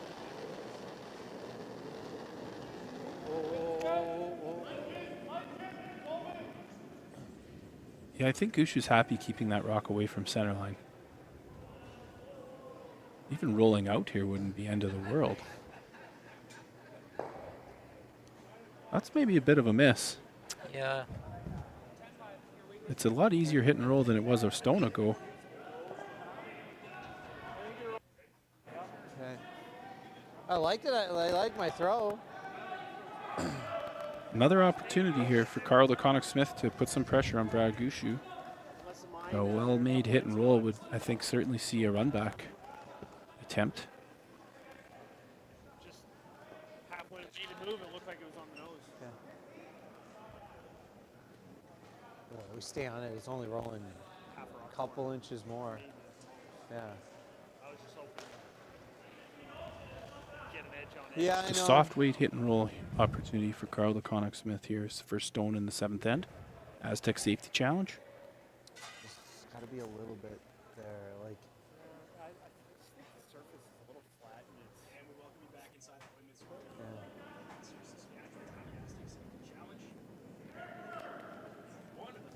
Rock on its way. Lead Jax Robson on the sweep. This one's curling hard.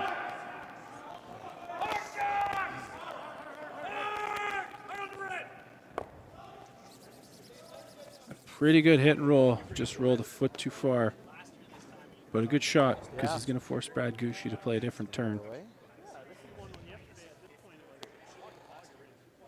Yeah. Okay, board.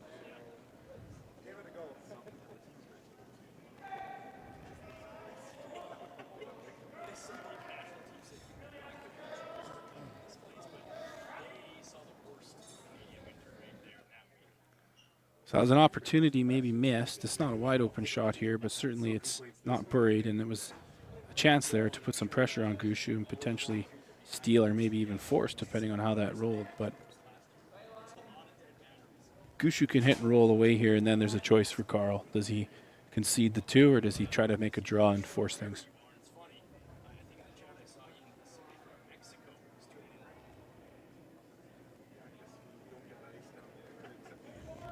Whoa!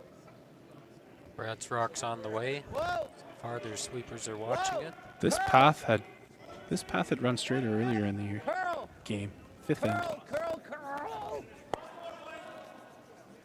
And you heard Ryan Dice say it tracked, but it stuck and picked and came back in. So, bit fortunate for Brad Gushue. I think Carl almost has to go for the steal and try to catch the back of the button behind that top red. Yeah, I think you play the stats. You're down 3 to Brad Gushue in the last end. You're probably not going to make a comeback, or the stats would be low on that. But a good draw here, even if you force to 1 or steal, is a better result than the 2. So you'll see a draw from Carl DeConinck Smith if it's well-made shot. Should have an 8th end. And I agree with you. Like, we have an early final on sheet 2. Returnez stole 4 in the 7th end. There was a lot of rocks in play early, and so after 7, Returnez wins 8-3.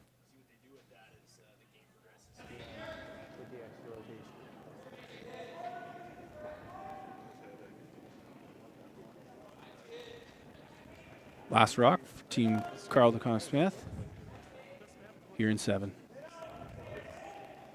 Early sweep.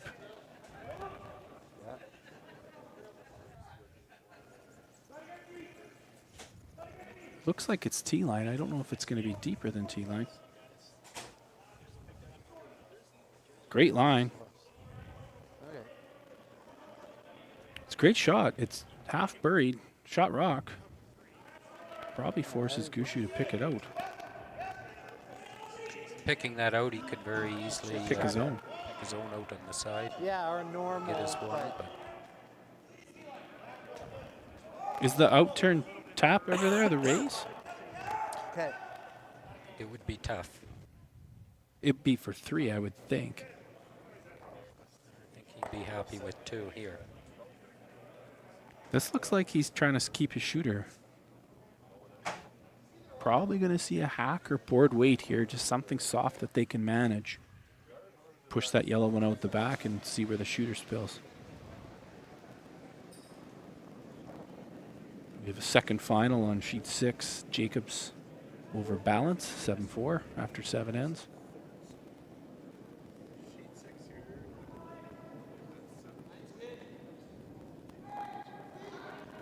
Last rock, Brad Gushue here in 7. Early sweep call by Mark Nichols. Whoa! Whoa! Curl! This is hanging on them. Curl! No. And that's a miss. And that's a steal of 1 for Carl DeConinck Smith. We will have a tie game 4-4 coming home in 8. I don't remember a time when curling wasn't a part of my life. When I wasn't putting in the sweat and hard work to be the best that I can be. Clocking in the time, the effort to practice day in, day out. Curling is more than just a game. It's a family, a community. And when it's time to play, I know I'll be ready. Hardline, supporting hundreds of our next generation athletes. Handcrafted in Canada, Hardline's ice pad has revolutionized curling for over a decade. Engineered with top-tier precision and durability, it is backed by an unmatched 10-year warranty. Designed for curlers at all levels to sweep effortlessly with maximum efficiency, it is trusted by the world's best curlers, including Olympic and world champions.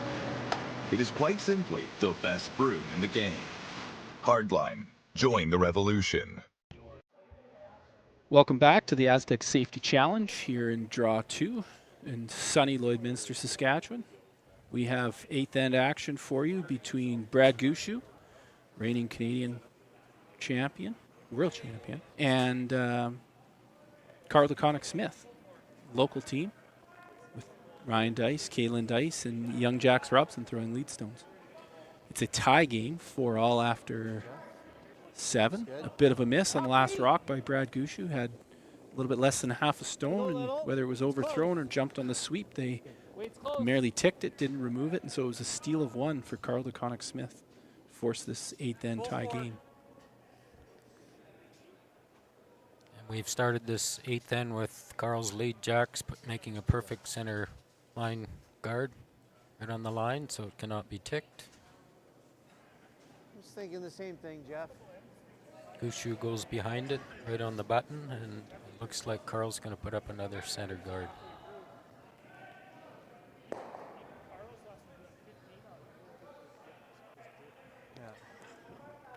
Other action, the Returnaz defeated Libas 8-3 after 7 ends on sheet 2. White stole 2 after scoring 2, so they're up 5-1 playing the 7th end over Jacques. What?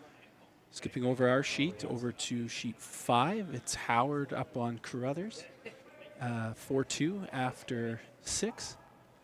Sheet 6 is over, that's Jacobs defeated Balance in 7 ends.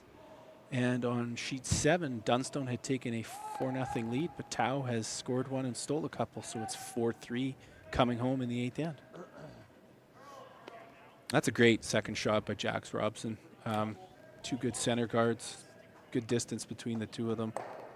And he's curled pretty good game considering the sort of the pressure you'd face, I think, as a teenager on the ice with probably a lot of childhood curling heroes. So he's played a pretty tremendous game for a young guy.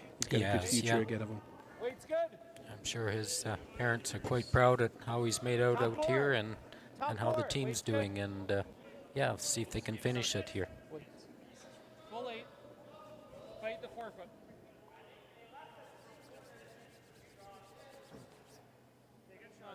Likewise, 2 excellent shots by Jeff Walker. Lined up right on the center line, not a lot of separation. So Good spot.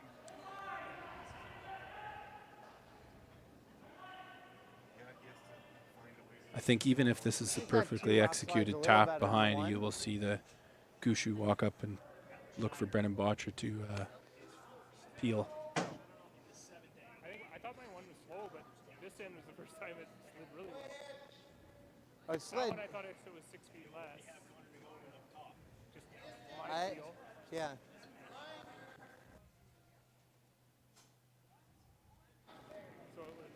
Is this called to bump that back or to just freeze on the top? I think they're looking to bump this back with back 8 weight. They got to move it at some point. You may as well start. Does it feel colder to you?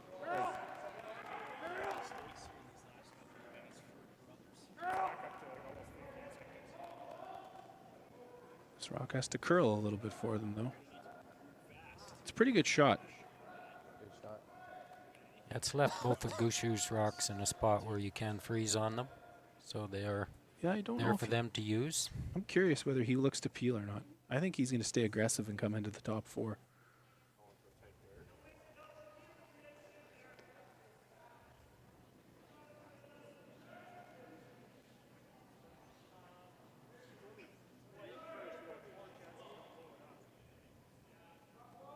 Bit of discussion here between Brendan Botcher and Brad Gushue.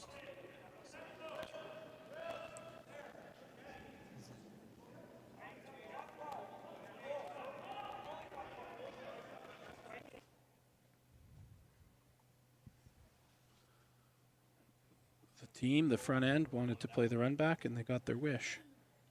Yeah, I'm sure they'd like to clean up a couple of those yellows and try to make things a little bit simpler when you get to the back end of Gushue's team.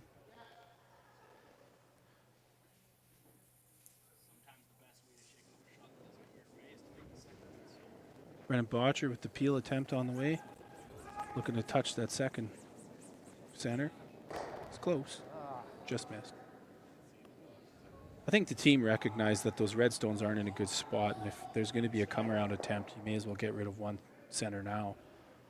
There's a question here whether you replace that center or you come into the rings already.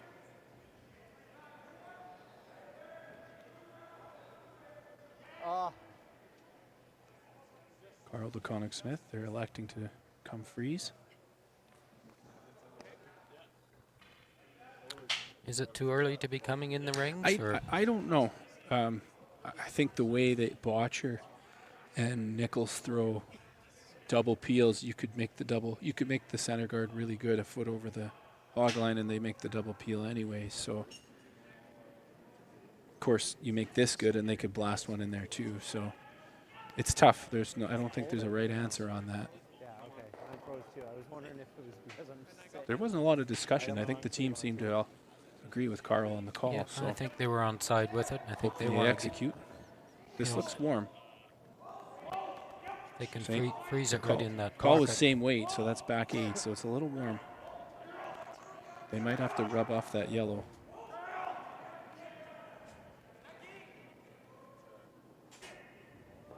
Pretty good shot.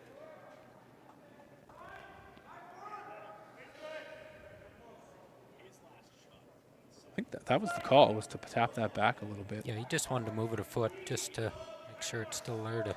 I don't think they wanted to freeze in the pocket, because then both those reds disappear and you can't freeze to either of them later on. So by making it this way, it's less likely that both those reds go. As much as they're the opponent's stone, they're helping Carl DeConinck Smith right now.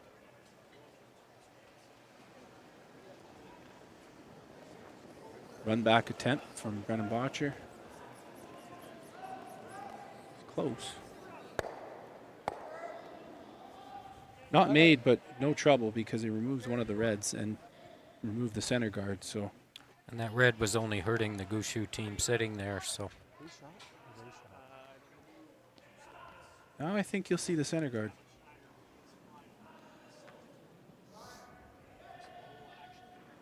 Timeout called from Carl DeConinck Smith. Looks like the guys want to talk it over. I think their lead, Mike Robson, is their acting skip for the week, so look for him to come out. He's their coach. Oh, sorry, yeah, skip coach.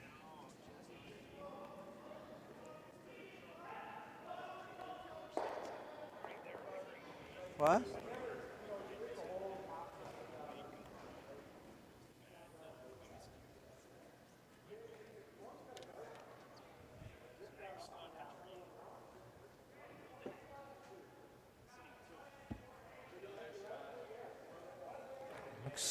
They were talking center. Ryan Dice was looking at calling a center guard. I think their concern is leaving a hole that Gushue can play through.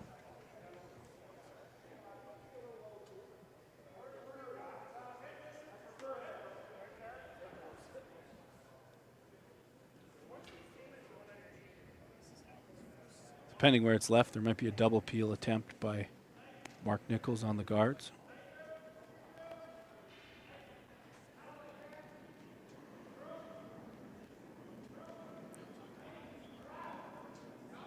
Don't think you can have it a long center guard because there's room for them. It curls enough they can come around it. Tap. They're happy leaving an angle on that yellow-red because it jams. Sure. 4 or 5 feet in front of the rings would be a good spot for it. They're asking for it to curl. They want it to cross center.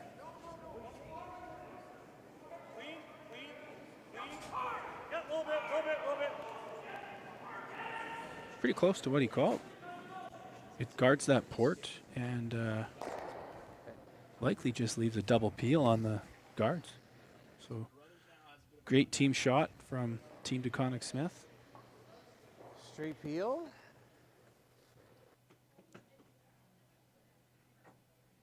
Do you ever try it to clip ours? I am just thinking to open up the double. As the discussion on the peel happens between Mark Nichols and Brad Gushue, we have another final beside us on sheet 3. Team White stole another against Jacques, so the final will be 6-1 after 7 ends. Okay. You say thin? Thick. Okay. Okay. So I think That's that the end? is what Mark had asked for. He wants to play that yellow onto the edge of that red and hope to get rid of both guards. All rock on a curl. Nice shot. Excellent double takeout. It's close. I think it might straight jam. Nope, he made it. Great double by Mark Nichols. Guess he didn't quite make the double. The yellow rock stayed in the rings. Just thinking we at least.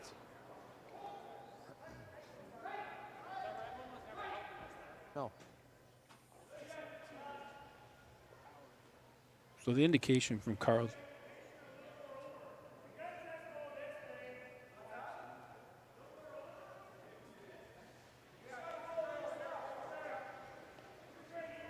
I think the indication was that they wanted to straight guard that red rock. Curl a little bit more than Ryan Dice's first stone and leave an edge on that yellow stone exposed. Very similar to his last shot. This looks a little bit heavier. Heavier and wider.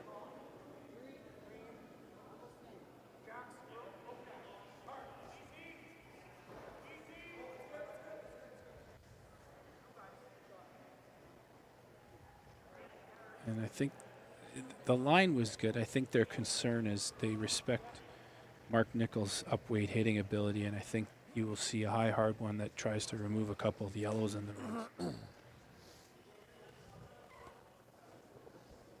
Late in the end, Brad Gushue's not going to want to see those many yellows in the top 4, so I'm sure he would like to see one of them removed at least.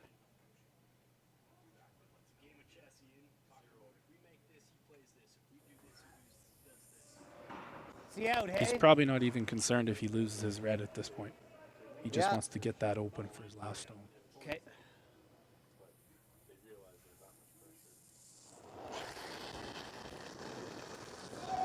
Even if it's a straight run back. picks that yellow off of the button. Final third stone, eighth end. Well, bit of a miss. I think the nose hit was. So skip stones here in 8. Tie game. Gushue, DeConinck Smith, 4-all. Gushue with the hammer. Center guard up top, and 3 DeConinck Smith rocks in the rings. But an opportunity here for Carl DeConinck Smith. If you think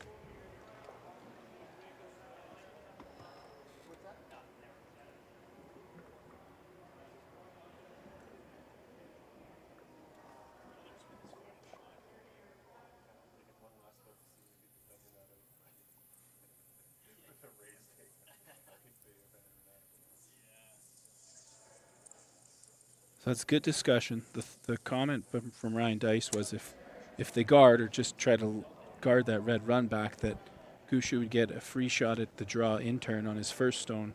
If it's well made, Carl would only be able to pick it out, and then Brad would have practiced the draw on his first shot and would have that for the win on his last one. So they're thinking 3 shots ahead here, certainly, and that's what they have to do at this level.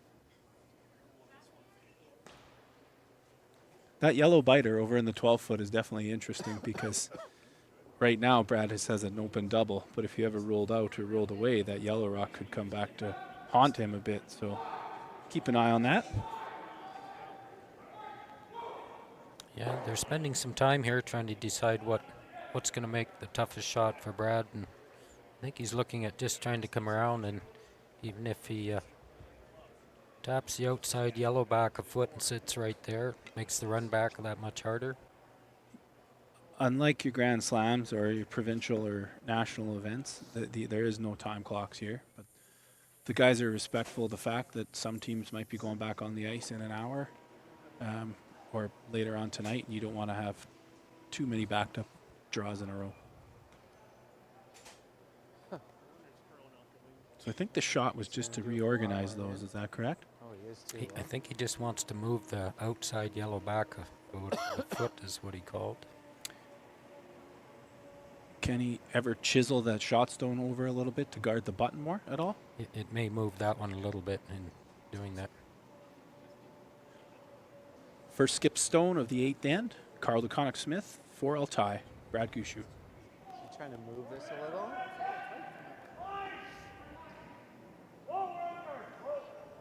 And I don't know if this picked or it was just tight, but the call is that it's already on the guard. So yelled on the release, so he may have just got it going a touch. They're going to get something out of it, though.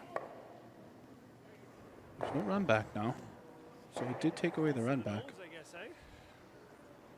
Do you have air, or is it edge? Or do we play this, Mark? So right now, if I do this... It looks to me that Brad Gushue's got a double to sit 1, but I don't think he can roll buried. But a little bit of a missed opportunity there. You do that, certainly. And he does this. Even if he made the double and sat there, I'm thinking that Carl would probably just draw well, around. Yeah, Brad can't get Q back. I don't think he can be any more than nose. I think if he gets inside a nose, he's not going to move that yellow stone very much. That's shot. So if he's 3/4 on the outside, makes the double and rolls to the 8, he's going to allow Carl DeConinck Smith a draw behind, and then we'll see what Brad would do with his last one. Okay. I'm thinking a thick half, even half a rock would be fine. I just think if we do that.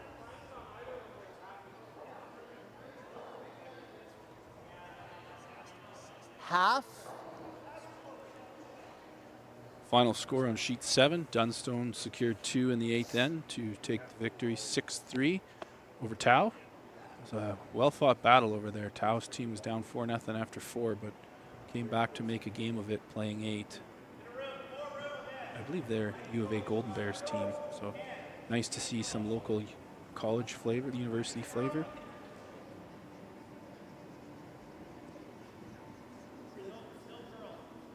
What has Brad Gushue elected to do here? I think he's going to try to peel that yellow that Carl just threw onto his red and hope to possibly move something in the rings. Yep. Hard. This is curled. Hard. And another miss. It wasn't a complete miss, but it's going to make things difficult for Brad Gushue on his last one. Well, I think you're going to see Carl come around that other side and possibly try to bite the 4-foot.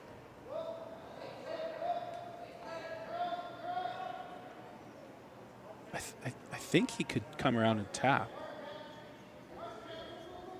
Right now, Brad Gushue's got an in-turn draw for the win or a double, a nose hit double.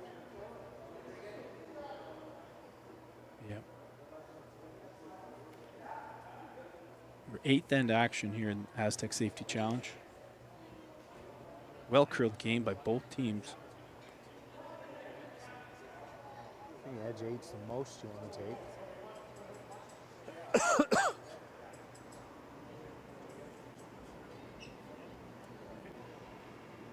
Yeah, there's never been any opportunities for big ends by either team. So, like I said, Ryan, teams have curled well. First game of the event.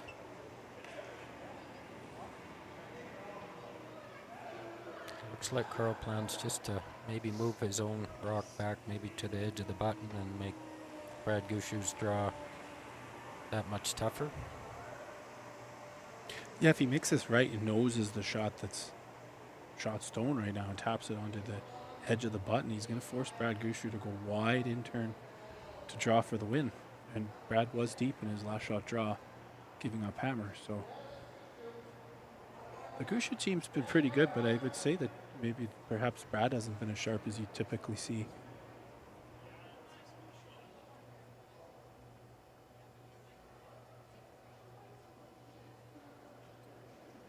Final stone, Carl DeConinck Smith here in 8.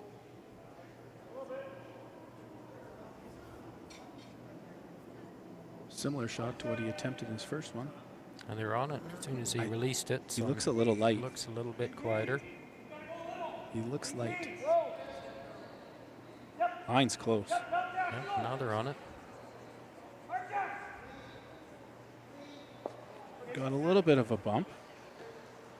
Is there a triple there? I don't think he'll ever play No, it. I think he just... Carl moved it enough that I think Brad 14-3. realizes that all he's got, he has to have a quarter of a rock in the button. When we played this path 2 ends ago, He's made a few of these over the years. I don't know if It's a pretty good shot by Carl DeConinck Smith. They that was took away the hit 14-3. on this side, which I think would be your higher percentage shot in the 8th end. And was forced a Brad Gushue to make his last shot in 8 and draw the button.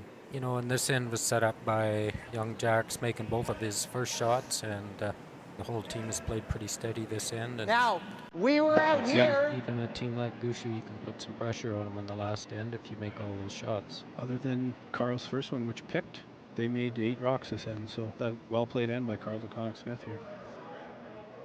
The final stone action in the 8th end between Brad Gushue, Carl DeConinck Smith. Brad Gushue looking to draw the button, secure victory.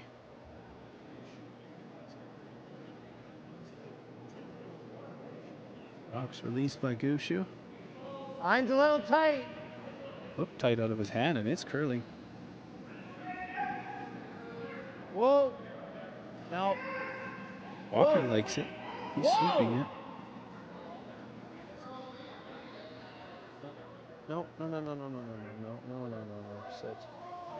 Shot, Brad. And Brad Gushue will bite the back of the button to secure victory, but a well-fought, hard-fought game by the local team. Carl DeConinck Smith. Anytime you force those guys to make their last rock draw to the button, it's a heck of a game. But a 5-4 score for Brad Gushue in 8 ends against Carl DeConinck Smith from the Aztec Safety Challenge. Yeah, good throw, Brad.